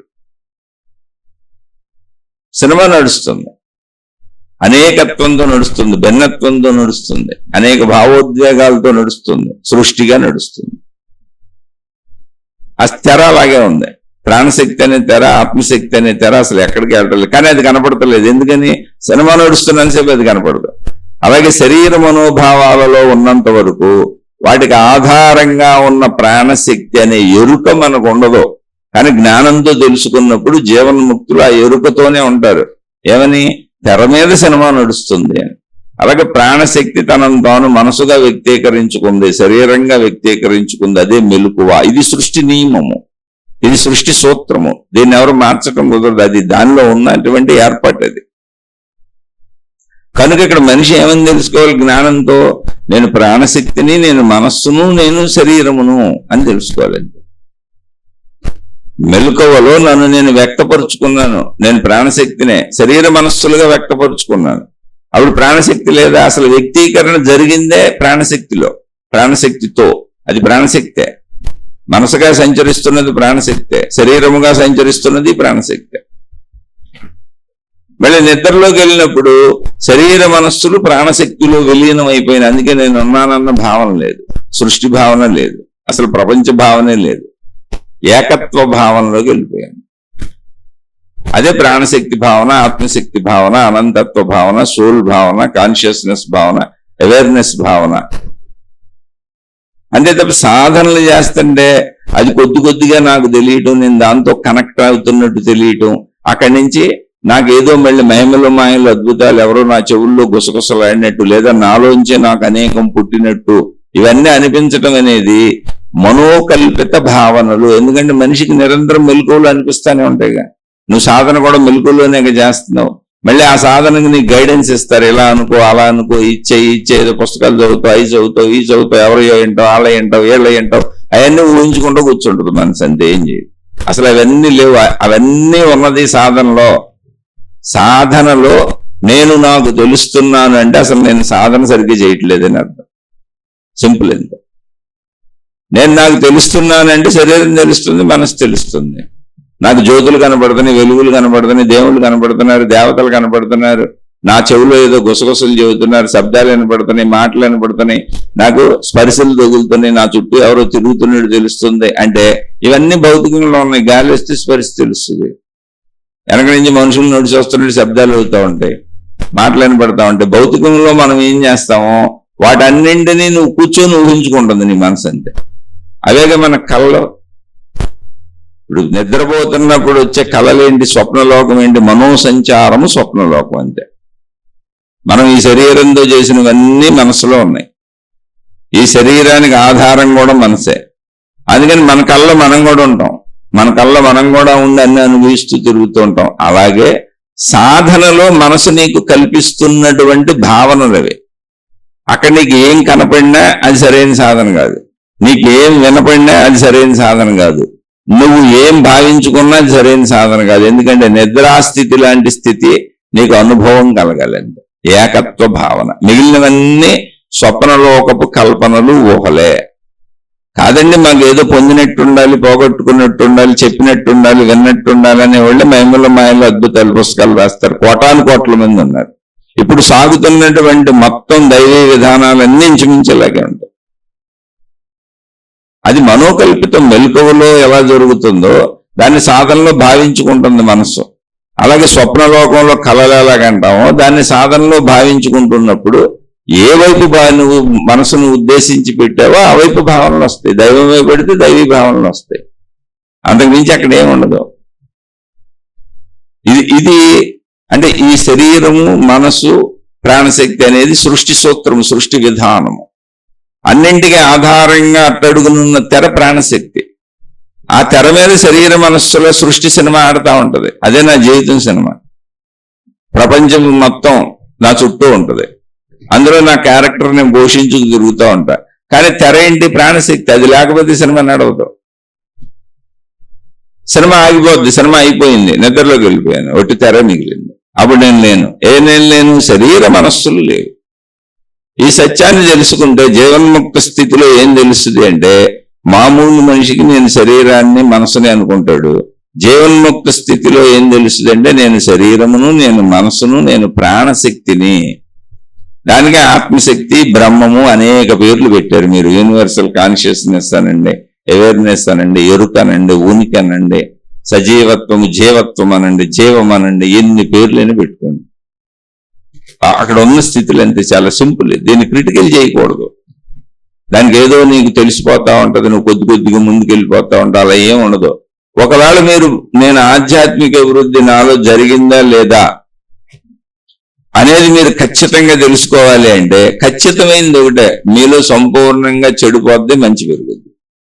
తెలుస్తుంది, ఎందుకు తెలియదు? ఆధ్యాత్మిక అభివృద్ధి ఏంటంటే చెడును పోగొట్టుకోవడం, మంచిని పెంచుకోవడం. వ్యావహారిక జీవితంలోనే ఎరుపు తెలుస్తుంది, నిద్రలో తెలియదు. ఇప్పుడు ఆత్మశక్తిలో తెలియటం అనేది ఉండదు. జీవన్ముక్తుడికైనా సరే ఆత్మానుభవంలోకి వెళ్ళినాక తెలిసిన ఎరుకలో ఉండడం. నేను శరీరం అని తెలుస్తుంది అంటే శరీర స్థితిలో ఉన్నాడు, మనోస్థితిలో ఉన్నాడు. ఇప్పుడు ఒక జీవన్ముక్తుడు మనతో మాట్లాడుతున్నాడు అనుకోండి, అప్పుడు శరీర మనోస్థితిలో ఉన్నాడు. మన మధ్య తిరుగుతూ మనతో కబుర్లు చెబుతూ ఉన్నాడు అనుకోండి, శరీర మనోస్థితుల్లో ఉన్నాడు. మనతో కబుర్లు చెప్పట్లేదు, నిశ్చలంగా నిర్మలంగా కూర్చొని ఉన్నాడు, అసలు ఏం చేయట్లేదు, కానీ అలా కూర్చొని ఉన్నాడు. ఎంతమంది చుట్టూ ఉన్నా మాట్లాడట్లేదు, ఏ కదలికలు లేవు, కానీ మెలుకొనే ఉన్నాడు, తెలుస్తుంది, కళ్ళు తెరిసే ఉన్నాయి, అయినా ఏమీ కదలికలు లేవు, ఏమీ చేయట్లేదంటే అనంత ఆత్మస్థితిలో ఉన్నాడు. శరీరం ఉన్నట్టు మనకు కనపడుతుంది, ఆయనకి శరీర భావన పోయింది, మనోభావన పోయింది, ఆత్మశక్తి స్థితిలో అలా ఉన్నాడు.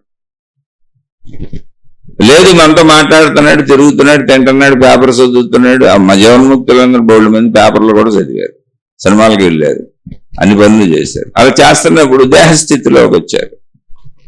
విషయం అర్థం చేసుకోవాలి, ఉన్నాయి మూడే: ప్రాణశక్తి, మనస్సు, శరీరం. మళ్ళీ ఆ మూడిట్లో ప్రాణశక్తి మనసుగా వ్యవహరిస్తుంది శరీరం వైపు. అదే ఘనత్వాన్ని పొంది శరీరంగా రూపం దాల్చింది, తనను తాను వ్యక్తీకరించుకుని పంచభూతాత్మక విధానంలో భూస్థితి. మళ్ళీ ఈ భూస్థితి విఘటనం చెంది దాన్ని మనం మరణం అంటాం, నశింపు అంటాం, శిథిలం అంటాం. అది పంచభూతాల్లో కలిసిపోయి మళ్ళీ శక్తిగా మారిపోతా ఉంటుంది. ఇంకా జరిగేది ఇంతే, ఎప్పుడు ఇంతే. ప్రాణశక్తి స్థితి నుంచి మనోస్థితి, మనోస్థితి నుంచి శరీర స్థితి, శరీర స్థితి నుంచి మళ్ళీ ప్రాణశక్తి, మనోస్థితి, మనోస్థితి నుంచి ప్రాణశక్తి స్థితి, అటు నుంచి ఇటుకి, ఇటు నుంచి అటుకి మధ్యలో ఉంది మనోస్థితి. సృష్టి మొత్తం ఆట ఇలాగే జరుగుతూ ఉంటుంది, ఒక మనిషికే కాదు. ఇది సృష్టి యొక్క లా. ఇక్కడ ఇంకా మనుషులకి మాత్రమే కర్మ సిద్ధాంతం ఉంది. మనుషులకి కర్మ సిద్ధాంతం ఎందుకు ఉందంటే, మనుషులకి విచక్షణా జ్ఞానం ఇవ్వబడింది ఎంతవరకు అంటే నేనే అనంత ఆత్మశక్తిని అని తెలుసుకునేంతవరకు. కాబట్టి నీకు అది జంతువులకి మిగిలిన ఇతరమైన వేటికి సృష్టిలో లేదు అని మహాత్ములు చెబుతున్నారు. చూస్తే కొంచెం అలాగే కనబడుతుంది. సరే, దాని గొడవ మనకి ఎందుకు ఉన్నా లేకపోయినా మన వరకు చూస్తే మనకి మంచి చెడుల విచక్షణ ఇవ్వబడింది. ప్లస్ మానవ ధర్మాలు మనం పెట్టుకున్నాం. కుటుంబ జీవితం ఉంది, ఒక స్త్రీ ఒక భర్తతో ఉండాలి, ఒక భర్త ఒక భార్యతోనే ఉండాలి, ఎవరి పిల్లల్ని వాళ్ళు పెంచుకోవాలి, ఎవరి తల్లిదండ్రులను వాళ్ళు వృద్ధాప్యంలో చూడాలి, అన్నదమ్ములు అక్క చెల్లెళ్ళు ఒకరికొకరు సహకరించుకోవాలి, మానవులుగా పుట్టిన మనం ఇతరులకు మేలు చేయాలి, సహాయం చేయాలి, లేనోళ్ళని ఆదుకోవాలి. ఎటువంటి ధర్మాలు పెట్టుకున్నాం. మోసాలు చేయకూడదు, అన్యాయాలు చేయకూడదు, కుట్రలు పన్నకూడదు, కుతంత్రాలు పన్నకూడదు, అధర్మాలు చేయకూడదు, చెడు చేయకూడదని చెయ్యకూడనివి పెట్టుకున్నాం, చెయ్యవలసినవి పెట్టుకున్నాం. కాబట్టి మనమే పెట్టుకున్నటువంటి మన కర్మ సిద్ధాంతపు చట్రం మనలో పనిచేస్తూ ఉంటుంది. జంతువులకి అది వర్తించదు. అది ఇప్పుడు పెట్టుకున్నది మన మనోభావముల్లోనేగా ఉన్నది. చెడు మంచి ఎక్కడ ఉన్నాయి? బయట ఉన్నాయా? మన మనోభావముల్లో ఉన్నాయి. మనం బయట పెట్టుకున్న చట్టాలు కూడా ఉన్నాయి. చట్టాలు దొరికితే శిక్షిస్తాయి, దొరక్కపోయినా శిక్షలు ఉన్నాయి యూనివర్స్ పరంగా. ఎందుకనంటే నీలో ఉన్న ఆత్మశక్తి, విశ్వశక్తి, సృష్టి శక్తి, ప్రకృతి శక్తి. నీ భావాలకు ఆలవాలమైనటువంటి నీ మనస్సే విశ్వశక్తి, సృష్టి శక్తి, ప్రకృతి శక్తి, నీ ప్రాణశక్తి. ఆ మనసే శరీరాన్ని నడిపేది. అప్పుడు నేను తప్పు చేస్తున్నాను, నేను తప్పు పనుల్లో ఉన్నాను, తప్పు మార్గాల్లో ఉన్నాను, తప్పుడు పనులతో జీవిస్తున్నానని నా మనసుకు నాకే తెలిసిందంటే ఏంటి? నా ప్రాణశక్తికి నాకే తెలిసింది, నా మనసుకు నాకే తెలిసింది. ఆ మనసుతో, నా శరీరంతో నేను తప్పులు చేస్తున్నాను. కానీ నాకు తెలుసుగా. నాకు తెలుసు అంటే అర్థం ఏంటి? నా మనసుకి తెలుసు, నా ప్రాణశక్తికి తెలుసు, అంటే విశ్వశక్తికి తెలుసు. కాబట్టి మొత్తం ఈ శరీరాన్ని నడిపే విధానం అసలు ఎలా ఉంది, శరీరం నడిచే విధానం ఎలా ఉందంటే, మనోభావాలకు తగ్గట్టుగా శరీరంలో రసాయనాలు ఉత్పత్తి అవుతాయి. అటు పేరు రసాయనాలు, కెమికల్స్. అవి ఉత్పత్తి అయితేనే శరీరం అసలు కదలగలదు, లేకపోతే కదలలేదు. కాలు కదపాలన్నా, ఏలు కదపాలన్నా, కన్ను చూడాలన్నా, చిన్న చిన్న కథలకి ఏది జరగాలన్నా మన శరీరంలో రసాయనోత్పత్తి జరగాలి. కాబట్టి మంచి చేస్తున్నప్పుడు సృష్టి ప్రకారం శరీర నిర్మాణం ఎలా జరిగిందో మంచిగా జీవించే వాళ్ళందరికీ మంచి రసాయనాలు ఉత్పత్తి అవుతాయి, చెడుగా జీవించే వాళ్ళందరికీ చెడ్డ రసాయనాలు ఉత్పత్తి అవుతాయి. అవి శరీర మనస్సులు రెండింటినీ బాధలు కలిగించి మానసిక బాధలు ఊహలుగాను, ఊహలైతే మానసిక బాధలు, భావాలు, ఉద్వేగాలు అన్ని మానసిక బాధలు, భయాలు, ఆందోళనలు, ఒత్తిళ్లు, శారీరక బాధలుగాను పరిణమిస్తాయి. ఎందుకని నీకు పనికిరాని కెమికల్స్ రిలీజ్ అయినాయి. నీకు తెలుసుగా నువ్వు తప్పు చేస్తున్నావు, నాకు తెలియక్కర్లా, ఇంకెవరికి తెలియక్కర్లా, కానీ నీకు తెలుసు. అందుకని తప్పు చేసేవాళ్ళు ఎవరిని వాళ్లే శిక్షించుకుంటున్నారు. నీ జబ్బులకు నువ్వే కారణం. అలాగే మంచి చేసేవాళ్ళు అంటే ఈ యూనివర్సల్ లాస్ లో కర్మ సిద్ధాంతం ఎలా పనిచేస్తుందని నేను ప్రశ్నలు అడిగారు, అందుకని చెబుతున్నా. అలా మన ఆలోచనలు యూనివర్స్ ని ఎలా ఎఫెక్ట్ చేస్తాయని అడిగి, ఆ యూనివర్స్ ని ఎఫెక్ట్ చేయు, మన ఎఫెక్ట్ చేస్తాయి. మన చెడ్డ ఆలోచనలు మనకు వ్యతిరేకమైన కెమికల్స్ ని రిలీజ్ చేస్తాయి. మన మంచి ఆలోచనలు మనకి శరీరమునకు అవసరమైన మంచి కెమికల్స్ రిలీజ్ చేస్తాయి. అలా మనకి శరీరము ఆరోగ్యము అనారోగ్యములకు గురవడానికి మనమే కారణం. ఇది ఒక పాయింట్. రెండో పాయింట్, నేను చేస్తున్నది నాకు తెలుసుగా అంటే నా మనసుకు తెలుసు. నా మనసుకు తెలుసు అంటే నా ప్రాణశక్తికి తెలుసు. ప్రాణశక్తి మనసు ఒకటేగా. నా ప్రాణశక్తికి తెలుసు అంటే మొత్తం విశ్వశక్తికి తెలుసు, యూనివర్స్కి తెలుసు. ఎందుకని? ప్రాణశక్తి, ఆత్మశక్తి, విశ్వశక్తి ఒకటేగా. కాబట్టి నేను మళ్ళీ కొంత శరీరపరమైనటువంటి అనారోగ్యాలు, మానసిక పరమైనటువంటి అనారోగ్యాలు, మంచి అయితే ఆరోగ్యాలు, వీటికి లోనవుతూ మొత్తం సృష్టిగా మళ్ళీ నాకు సృష్టి నుంచి లభించవలసినవి ఉంటాయి, నేను పొందవలసినవి ఉంటాయి, నా ప్రయత్నములకు ఫలితములు ఉంటాయి. అలా విశ్వశక్తి ఒకటే కనుక నేను తప్పులు చేస్తే తప్పుడు ఫలితములు వచ్చేట్టు బయట నుంచి, నేను మంచి పనులు చేస్తే మంచి ఫలితములు వచ్చేటట్టు విశ్వశక్తి యాక్షన్ నా మీద నడుస్తూ ఉంటుంది. ఎందుకని? విశ్వశక్తిలోనే ఉన్నటువంటి సృష్టిలోనే ఉన్నటువంటి ఒక జీవి నేను. మొత్తం సృష్టి అంతా విశ్వశక్తిగానే ఉన్నది, విశ్వశక్తి కంట్రోల్లోనే ఉంది, విశ్వశక్తి సృష్టిగా ఉంది. కాబట్టి నేను ఎలా తప్పించుకుంటాను? నేను విడిగా శరీరం అని అనుకుంటున్నాను కానీ నేను ఎలా తప్పించుకుంటాను? ఇప్పుడు ఒక చెట్టుకి కోటాను కోట్ల ఆకులు చిగురిస్తూ ఉంటాయి, మళ్ళీ కొంతకాలం ఉండి రాలిపోతూ ఉంటాయి. అది దాని ధర్మం. ఆకు పుట్టింది, ఆకు చనిపోయింది. ఆకు విడిగా చూసుకుందనుకో, పుట్టానని ఆనందపడుద్ది, పెరుగుతున్నానని ఆనందపడుద్ది, ఎండిపోతున్నానని దుఃఖపడుద్ది, రాలిపోయాను చచ్చిపోయానని బాధపడుద్ది. కానీ చెట్టుగా చూసుకుందనుకో ఆకు, అసలు తనకు ఎప్పుడు మరణం లేదు. ఎలాంటి చెట్లు ఆకులు వస్తా ఉంటాయి పోతా ఉంటాయి, కానీ తన చెట్టుని అనే భావనలో ఉంటుంది. నువ్వు ఇప్పుడు ఆకు భావంలో ఉంటావా, పువ్వు భావంలో ఉంటావా, పువ్వులేనంతే. కాయ భావంలో ఉంటావా, కాయలేనంతే. వస్తాయి, రాలిపోతాయి. చెట్టు భావంలోకి వెళ్తావు, చెట్టు భావంలోకి వెళ్తే అసలు నీకు వినాశనమే లేదు. అంటే ఉదాహరణగా చెప్పాను, ఆకుతో పోల్చుకున్నప్పుడు, పువ్వుతో పోల్చుకున్నప్పుడు, కాయతో పోల్చుకున్నప్పుడు చెట్టు శాశ్వతం. అలాగే సృష్టి భావనలో మనం ఒక మనిషిగా, ఒక చెట్టుగా, ఒక పుట్టగా, ఒక గుట్టగా విడివిడిగా చూస్తున్నప్పుడు శక్తి భావనలో మనం శాశ్వతం చెట్టు వలె, సృష్టి భావనలో మనం అశాశ్వతం అని మనకు అనిపిస్తుంది. అప్పుడు ఈ లాస్ ఎలా పనిచేస్తే, మనిషికి మాత్రమే పనిచేసే లాస్ ఏంటంటే ధర్మచక్రాలు మనమే పెట్టుకున్నాం, ధర్మ విధానం మనమే పెట్టుకున్నాం. మనం పెట్టుకున్నంత మన సృష్టిలో మన శక్తికి, మన జ్ఞానం చేత మనం పెట్టుకుంది మనకే తెలుసు. మనకు తెలుసు అంటే ఖచ్చితంగా మన ప్రాణశక్తికి తెలుసు, విశ్వశక్తికి తెలుసు, మొత్తం విశ్వానికి తెలిసినట్టే. పక్క మనుషులకు తెలియకపోవచ్చు, మొత్తం సృష్టికి ఆధారమైన విశ్వశక్తికి తెలుసు. కాబట్టి శరీరపరంగా రసాయనోత్పత్తి ద్వారా మనకు మంచి జరుగుద్దా చెడు జరుగుద్దా అనేది మనం మంచి పనులు చేయడం చెడు పనులు చేయడం వల్ల ఉంటుంది. అది శారీరక మానసిక బాధలుగా ఉంటుంది. సృష్టిపరంగా సృష్టి నుంచి మనకు అందేవి, సృష్టిలో ప్రకృతి వైపరీత్యాలు జరుగుతూ ఉంటాయి. సృష్టిలో మనకు అన్ని సమకూర్చి మన బతికించేటువంటి ప్రకృతి ఉంది. పంచభూతాల ద్వారా గాలి లేకపోతే బతకలేం, నీరు లేకపోతే బతకలేం, సూర్యుడు లేకపోతే బతకలేం, భూమి లేకపోతే బతకలేం, మొక్కలు లేకపోతే బతకలేం, ఆహార పదార్థాలు లేకపోతే బతకలేం. ఇవన్నీ మనకు సరిపడపోతే బతకలేం. మనకు బతకడానికి ఎన్నో కావాలి. ఇవన్నీ ప్రకృతి బతికిస్తుంది. అదే ప్రకృతిలో వైపరీత్యాలు ఉన్నాయి, భూకంపాలు ఉన్నాయి, సునామీలు ఉన్నాయి, తుఫానులు ఉన్నాయి, ఉరుములు, మెరుపులు, పిడుగులు పడతాయి. అనేక ప్రకృతి వైపరీత్యాలు కూడా ఉన్నాయి. వాటినే ఆపలేం. అది బతికించడం ఎలా ఉందో నశింపజేయటం అలాగే ఉంది. కానీ ఈ బతికించటము, నశింపులు అనే చర్యలు ఎలా ఉంటాయి అంటే, మనం చేసినటువంటి పాపపుణ్య కర్మలు ప్రకృతి మొత్తానికి, విశ్వశక్తి మొత్తానికి తెలుసు. ఎందుకంటే సృష్టిగా మనం దానిలోనే ఉన్నాం. నాకు తెలుసు అంటే దానికి తెలిసినట్టే. నేను తప్పు చేశానని నాకు తెలుసు అంటే మొత్తం విశ్వానికి తెలిసినట్టే. అది ఇప్పుడేమో రహస్యం కాదు, అది సృష్టికి రహస్యం, విశ్వశక్తికి రహస్యం కాదు. నాకు తెలుసు అంటే దానికి తెలిసినట్టే. నీ పక్కోడికి తెలియకుండా చేసావు అంతేకాని మొత్తం సృష్టికి తెలిసేలా, మొత్తం విశ్వశక్తికి తెలిసేలా చేసావు. మనిషికి తెలియకుండా చేసావు అంతే. అందుకని విశ్వశక్తికి తెలుసు కనుక నీకు అటువంటి కర్మలను తెచ్చి అంటే ప్రకృతి వైపరీత్యములుగా నీ మీద పడేస్తుంది. ఇక్కడే ఇటువంటి బాధల్ని 3 రకాలుగా చెప్పారు మహాత్ములు. దీన్ని కూడా ఇంతకు ముందు ఒక శీర్షికగా చెప్పుకున్నాం, తాపత్రయములు.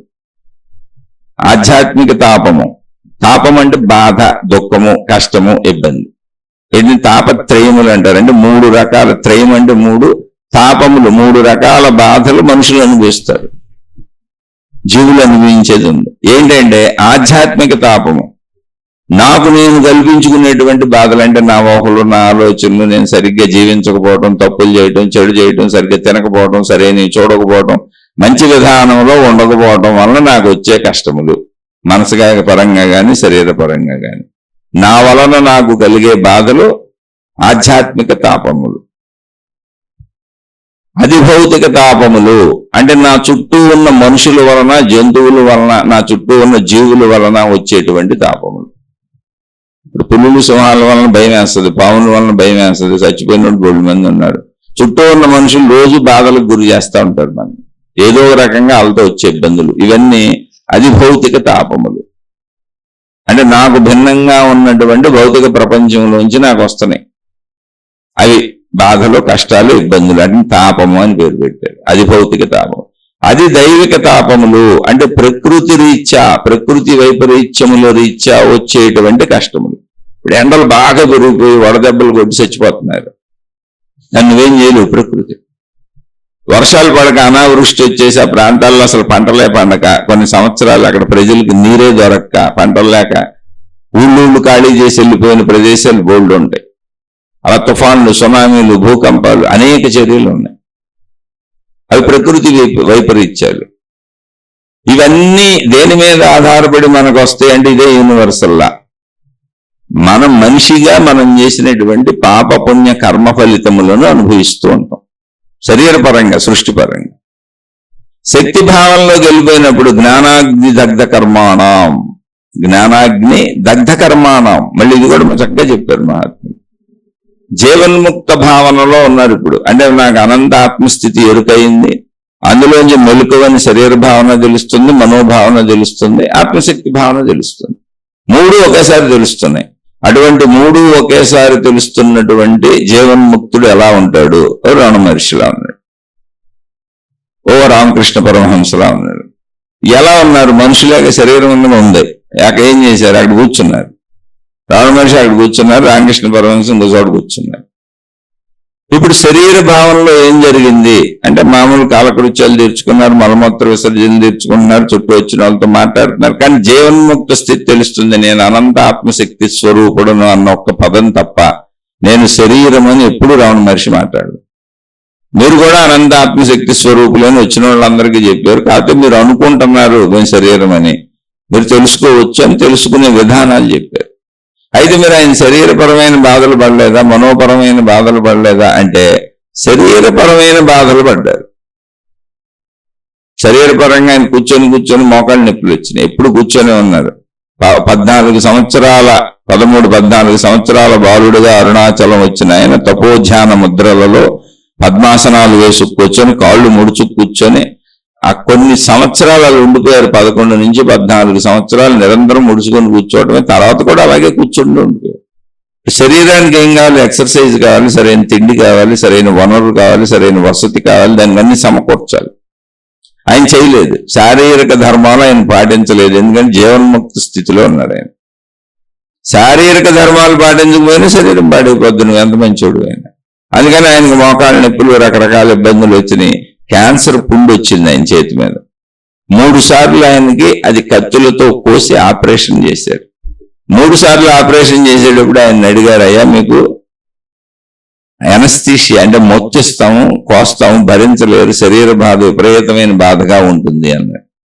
ఆయన అన్నారు, అసలు నేను శరీరమే కాదు, నేను అనంత ఆత్మశక్తి స్వరూపుణ్ణి రోజు చెబుతున్నాను కదా. అంటే ఆయన ప్రాణశక్తి స్థితి కూడా ఆయనకి ఎరుకొచ్చేసిందిగా.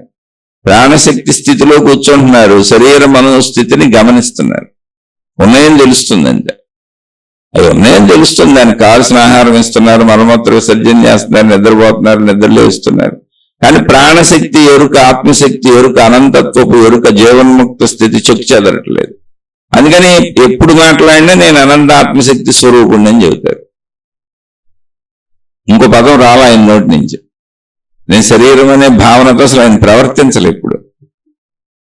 కాబట్టి ఆపరేషన్ చేస్తే నాకెందుకు మత్తుమంది అవటం, నేను శరీరం అనుకున్న ఓడికి నొప్పిగా ఉంటుంది, బాధగా ఉంటుంది. జీవన్ముక్త స్థితి తెలియనోడికి బాధగా ఉంటుంది. నాకెందుకు, నేను జీవన్ముక్తుడిని. శరీరం ఊరికినే నా వ్యక్తీకరణ ఉందని తెలుసు నాకు. ఒక ఆట బొమ్మలాగా దానికి అవసరం. ఇప్పుడు మనం కారు కొనుక్కున్నాం, ఆ కారు వేసి తిరిగేటప్పుడు యాక్సిడెంట్లు చేసేయంగా, కారే కాదా నేను కాదని జాగ్రత్తగా వెళ్తాం, పెట్రోల్ కొట్టించుకుంటాం, లేదా డీజిల్ కొట్టించుకుంటాం, దాన్ని శుభ్రం తుడుచుకుంటాం, శుభ్రపరుచుకుంటాం, జాగ్రత్త పెట్టుకుంటాం, దాన్ని వాడుకుంటాం. అది వాహనం. అలాగే నా శరీరము నా వాహనము. జీవన్ముక్తులకి శరీరం అనేది వాహనము. వాహనము లాంటిది, పోలిక.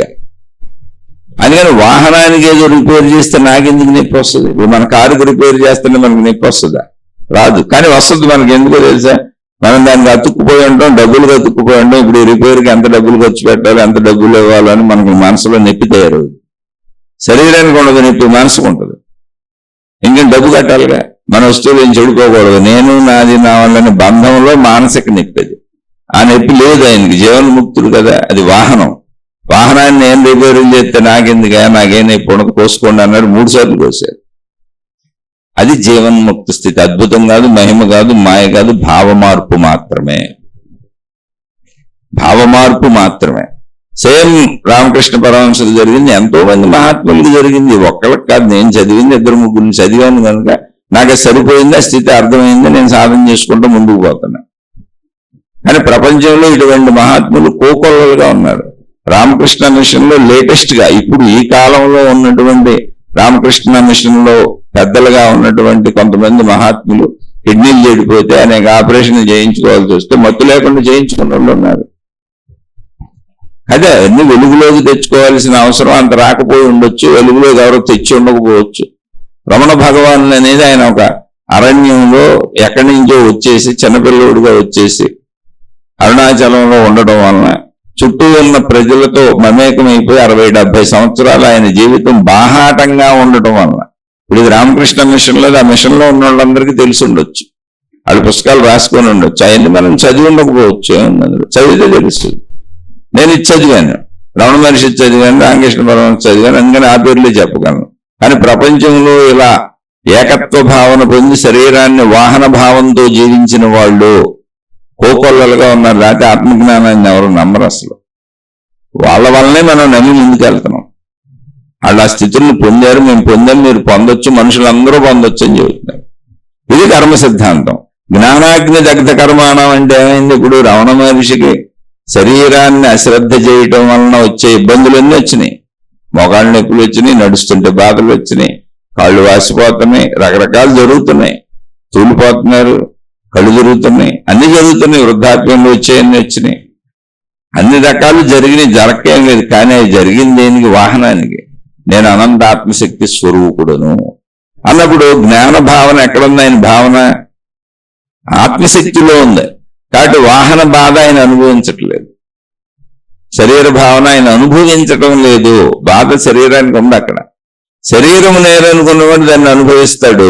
అనంత ఆత్మశక్తి నేను అనుకున్నాడు, దీన్ని అనుభవించడం. ఎందుకని? ప్లేస్ మారిపోయింది, అది వాహనం అయిపోయింది.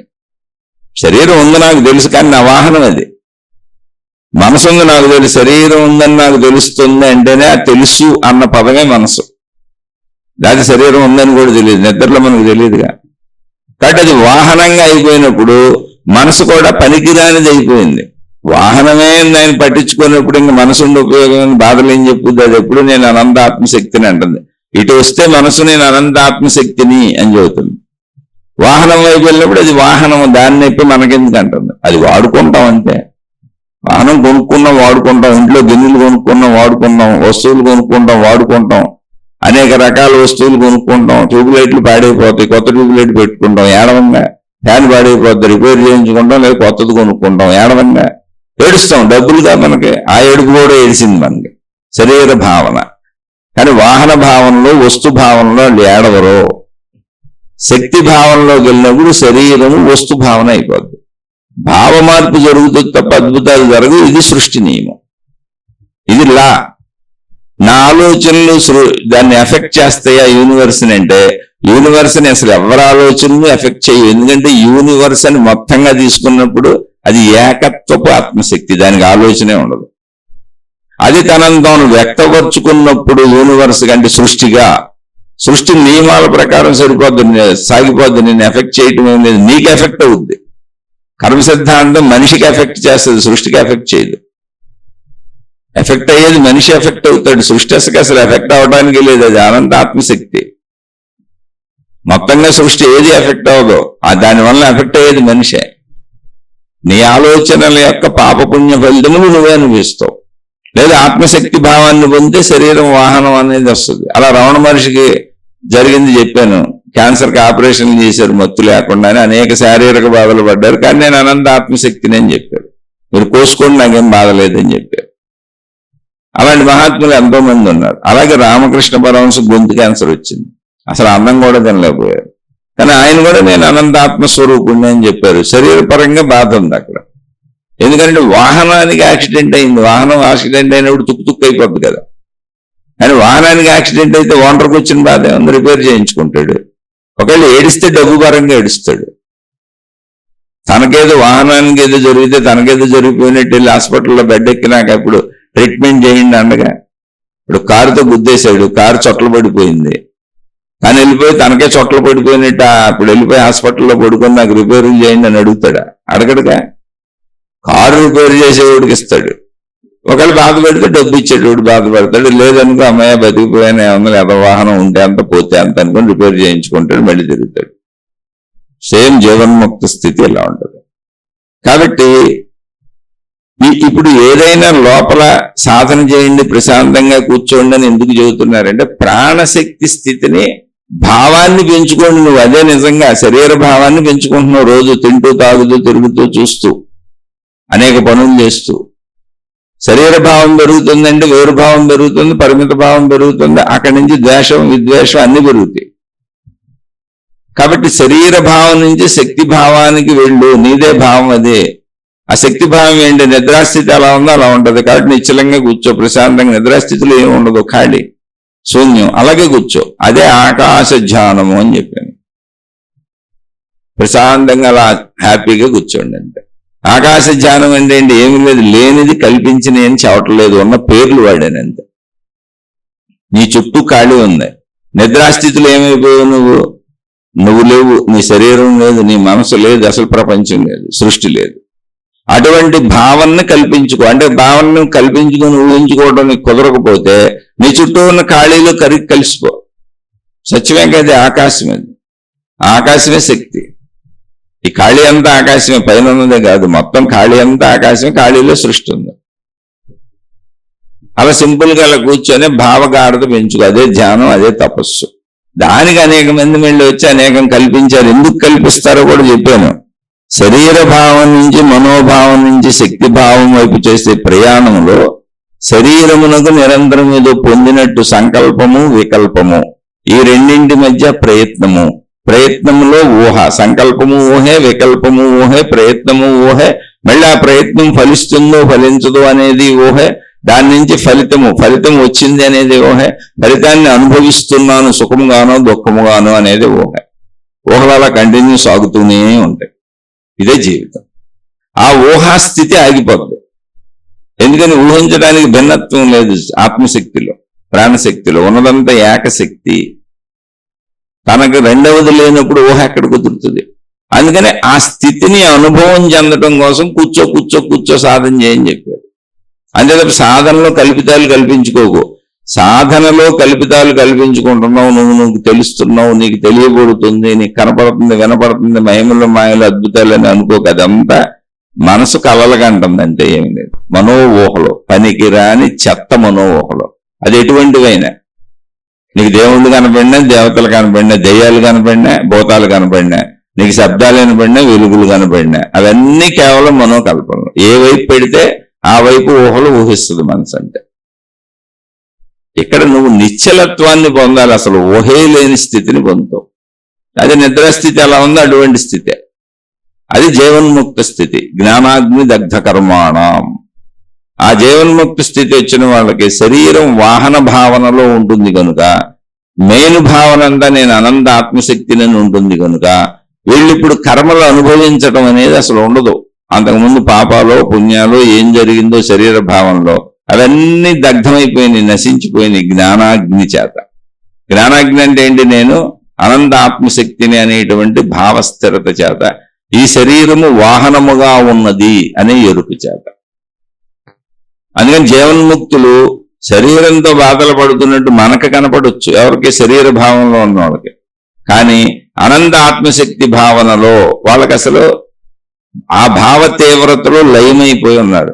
అయితే మీరు కనపడిన గురువులందరూ ఆళ్ళేనా, కనపడిన మాతాజీలంతా ఆళ్ళేనా? కానే కాదు. అనంత ఆత్మశక్తిలో లీనమైపోయి ఆ భావనలో ఉన్న వాళ్ళు ఎవరు? అసలు పరుగులు పెట్టరు, ప్రచారాలు చేయరు, జనాలను కోరుకోరు, వాళ్ళని గురువులని ప్రచారం చేసుకోరు, వాళ్ళని వాళ్ళు హైలైట్ చేసుకోరు, ఎక్కడో ఏ చుట్టో పుట్టో కింద ప్రశాంతంగా ఎక్కడో ఒక చోట స్థిరంగా ఉండిపోతారు. జనమే వాళ్ళ చుట్టూ మూగుతారు. ఆ మూగినప్పుడు ఏదో శరీరం ఉంది కాబట్టి 4 మాటలు మాట్లాడతారు. అంతే తప్ప రోడ్లు గొడ్డుకు తిరిగేవాళ్ళు, మహిమలు మాయలు అద్భుతాలు ప్రచారం చేసేవాళ్ళు, దేవుళ్ళని ప్రచారం చేసేవాళ్ళు, దేవతలను ప్రచారం చేసేవాళ్ళు, మత ప్రచారాలు చేసేవాళ్ళు, వాదోపవాదాలు చేసేవాళ్ళు, తర్క వితర్కాలు చేసేవాళ్ళు, చర్చలు చేసేవాళ్ళు, అది మంచనో ఇది చెడునో మాట్లాడేవాళ్ళు, కదలికలన్నీ కూడా ఎటువంటి కదలికలైనా అది సృష్టి, అది అనంత ఆత్మశక్తి ఎరుక కాదు, వాళ్ళు జీవన్ముక్తులు కాదు. జీవన్ముక్తుల స్థితి ఓ రమణ భగవానుని, ఓ రామకృష్ణ పరమహంస లాంటి మహాత్ముల్ని చూసి తెలుసుకోండి. అటువంటి మహాత్ములు ఒక నిసర్గదత్త మహారాజు, ఎంతో మంది ఉన్నారు. అసలు వాళ్ళకి మీ డబ్బులతో పని ఉండదు, మీ సేవలతో పని ఉండదు, సమూహాలు తయారు చేయాలని ఉండదు, వాళ్ళేమి రంగు బట్టలు కట్టుకోరు, మీకేమి రకరకాల దీక్షలు ఇవ్వరు, మీకు రకరకాల మంత్రోపదేశాలు చేయరు, మీకు రకరకాల మార్గ నిర్దేశనాలు చేయరు. నిన్ను నువ్వు తెలుసుకో అని చెప్పారు సింపుల్ గా. నిన్ను నువ్వు తెలుసుకుంటే మాలాంటి వాళ్ళతో పని లేదని చెప్పారు రమణ మహర్షి. ఆ నిన్ను నువ్వు తెలుసుకోవటం అంటే ఏంటి? నేను శరీరాన్ని నన్ను అనుకుంటున్నావు, నువ్వు నేను ప్రాణశక్తిని అని తెలుసుకుంటే ఇదంతా ఎగిరిపోద్ది అని చెప్పారు. అది చాలా సులువైన సూటి మార్గము, ఆత్మవిచారణ మార్గము అని చెప్పారు.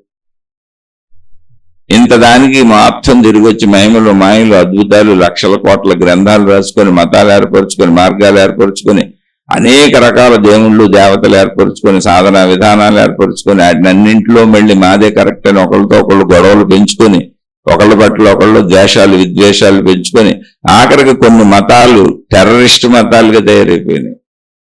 ఎలాగోలా నయానో భయానో కొన్ని దొంగ మతాలుగా తయారైపోయినాయి. ఏంటి? ఆ మతంలోనే రాసి ఉంది, ఎలాగోలా మిగిలిన వాళ్ళని మన మతంలోకి లాక్కొచ్చాను.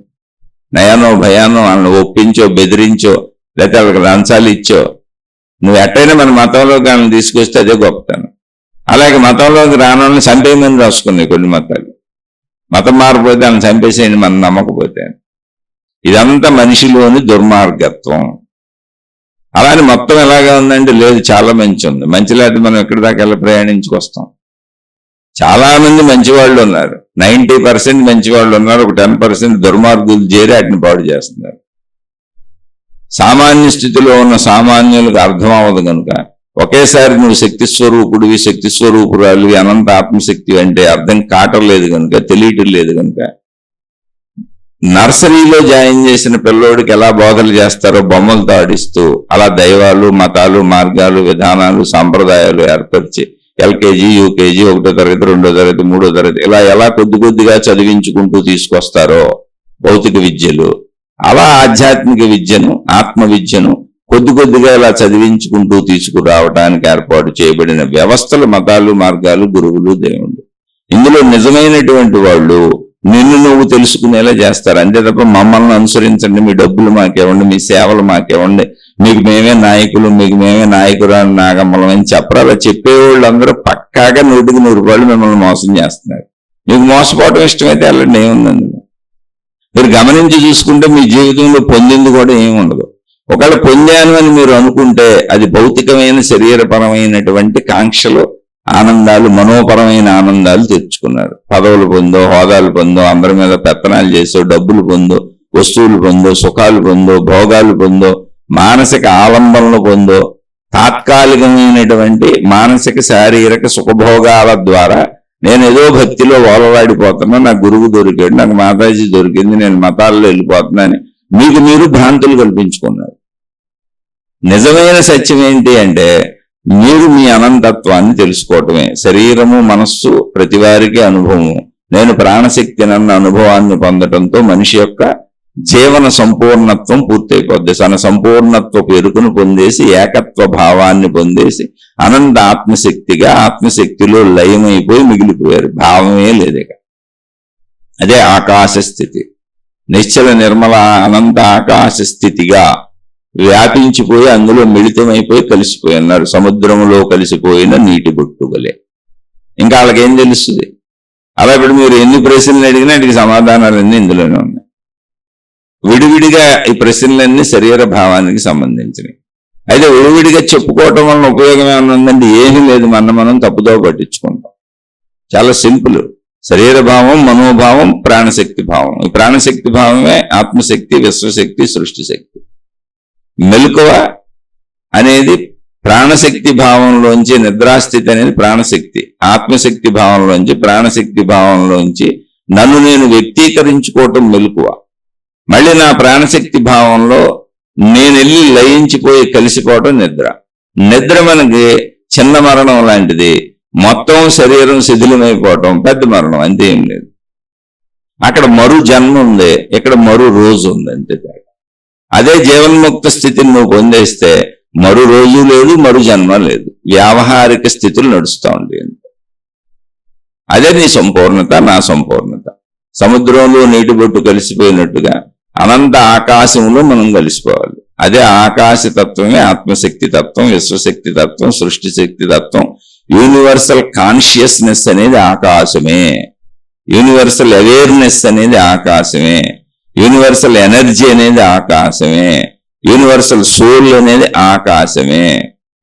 ఆకాశ తత్వంలో కరిగి కలిసిపో. ఇక్కడ లేనిదేది చెప్పబట్టలేదు. లేని దేవుడు, లేని మతం, కనపడింది, ఇవన్నీ మీరు నమ్ముతానంటే నమ్మండి. అది ఒక ఏర్పాట్లు మాత్రమే, విద్యాలయాల్లాగా ఏర్పాట్లు చేశారు. కానీ ఉన్నది ఆకాశతత్వం, ఉన్నది వాయుతత్వం, ఉన్నది తేజోతత్వం సూర్యుడు, ఉన్నది ద్రవతత్వం, ఉన్నది భూతత్వం. వాటన్నింటి కలయిక సృష్టి. ఈ సృష్టి అంతా ఎక్కడ ఉన్నది? ఆకాశతత్వంలో ఉన్నది. సింపుల్. నీ ఆకాశతత్వంలోకి నువ్వు వెళ్ళిపోతే అది అనంత ఏకత్వము. కాదంటే సృష్టి తత్వంలో కింద ఆడుకుంటూ ఉంటావు, అంతే ఉందండి. అలా ఆడుకునేది శరీర మనస్సులు. అనంత ఆకాశతత్వంలో నిశ్చలమైపోయేది ప్రాణశక్తి, ఆత్మశక్తి. ఆ మూడు స్థితులు మనలోనే ఉన్నాయి, శరీర మనస్సు ప్రాణశక్తి. ఆకాశ స్థితి ఏది మనలో? ప్రాణశక్తి. పంచతుపోతాత్మక స్థితులు ఏవి మనలో? మనోశక్తి, మనోస్థితి, శరీర స్థితి. అదే సృష్టి స్థితి. అంటే ఈ స్థితి మార్పే తప్ప, భావ మార్పే తప్ప ఇక్కడ జరిగేది ఏమి ఉండదు. కాదు ఇలా జరిగిపోతాయి, ఇన్ని రకాలు జరిగిపోతాయి అని చెప్పేవాళ్ళందరూ నిద్రలో కళ్ళగన్నట్టు సాధనలో మనసుతో ఊహించుకుంటున్నారు. వాళ్ళు మళ్ళీ చెప్పాను, సంకల్పము వికల్పము ఊహలే. సంకల్ప వికల్పముల మధ్యలో ప్రయత్నములు ఊహలే. ప్రయత్నము జరుగుతున్నంతసేపు ప్రయత్నించేది సంకల్పము అవ్వాలని, అవుతుందో లేదో అని పక్కనే వికల్పం ప్రయాణిస్తూ ఉంటది. ప్రయత్నంలో కూడా వికల్పం సాగుతూనే ఉంటది. అయితే ఫలితము అది కూడా ఊహే. పొందాను, ఆ పొందింది సుఖమో దుఃఖమో, అయ్యిందో అవ్వలేదో, ఇవన్నీ ఊహాత్మకము. కాబట్టి సాధనలో కూడా ఈ ఊహలు వస్తాయి, ఊహలు ఆపటం కుదరదు. అందుకని ఆ ఊహల్లో వెలుగులు, దేవుళ్ళు, దేవతలు, మ్యాజిక్లు, జిమ్మిక్కులు ఇవన్నీ నువ్వు ఊహించుకుంటానని మేము నమ్ముతామంటే మీ ఇష్టం. కానీ అదంతా మనోలోకపు చర్యలు. శరీర లోకంలో, మనోలోకంలో, అంటే మనోభావనలో, శరీర భావనలో చెబుతున్నా అని మనోలోకం అందుకని అక్కడ చర్యలే. అంతే తప్ప అనంత ఆత్మశక్తి భావనలో అసలు ఇవేమి ఉండవు. ఆకాశతత్వంలో కరిగి కలిసిపోతావు, సముద్రంలో నీటి బొట్టు కలిసిపోయినట్టు. ట్రై చేయండి. అర్థం కాకపోతే మళ్ళీ అడగండి, ఇంకా వివరంగా చెప్పే ప్రయత్నం చేస్తాను.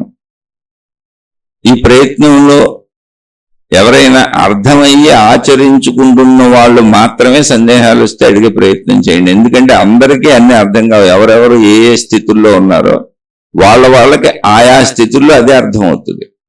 అందుకని ఎవరికి వాళ్ళు ఇది నచ్చింది నచ్చలేదు అనుకోకుండా, ఒకవేళ నచ్చకపోతే మీకు నచ్చిన మార్గాల్లో హాయిగా సాగిపోండి. అంటే మీరు ప్రస్తుతం మీ మానసిక స్థితి, శరీర స్థితి అక్కడ ఉంది కాబట్టి అవి నచ్చుతాయి. బుద్ధి కర్మానుసరినే. మన బుద్ధి ఎక్కడ ఉందో మనకి అటువంటి విధానాలు నచ్చుతాయి, దాన్ని అనుసరించి సాగిపోతాం. అటు ఇందులో ఘర్షణ లేవు అసలు. ఎవరికి అర్థమైతే అర్థమైన వాళ్ళు ఇక్కడ ఉన్నట్టు. ఈ మార్గం అర్థమవుతుంది కనుక ఇది మార్గం అని కాదు, ఈ చెప్పుకున్న మాటలు. అర్థం అవ్వలేదు, మీకు అర్థమైన దాంట్లో వెళ్ళిపోండి. ఎవరికి ఏది అర్థమైతే వాళ్ళున్న స్థితి అది, వాళ్ళున్న గతి అది, వాళ్ళున్న పరిస్థితి అది, వాళ్ళు అక్కడి నుంచే ప్రయాణించాలి. కాబట్టి అర్థమయ్యి ఆచరించుకుంటున్నప్పుడు సందేహం వస్తే అడగండి. అర్థం కాని వాళ్ళు మీకు నచ్చిన మార్గాల్లో, మీరున్న స్థితుల్లో మీ మనసుకి ఏదో కరెక్ట్ అనిపిస్తుంది, అది పట్టుకొని వెళ్ళిపోండి. మీరు అక్కడే ఉన్నారు, అది పట్టుకెళ్ళిపోండి, అది మీకు సూట్ అయిన మార్గం. అంటే ఎవరి దారుల్లో వాళ్ళు హాయిగా వెళ్ళిపోండి. ఇక్కడ విభేదాల్లో, విరోధాల్లో, ఇది ఒక అనంతత్వం. అనంతత్వంలో కలిసిపోవడానికి అనేక రీతులలో ప్రయాణాలు సాగుతున్నాయి. అంతే. ఆలోచించి చూడండి. శుభమస్తు. మీకు, మీ కుటుంబ సభ్యులకు మేలు చేకూరుగాక. మరలా మరొక కొత్త శీర్షికతో కలుసుకుందాం.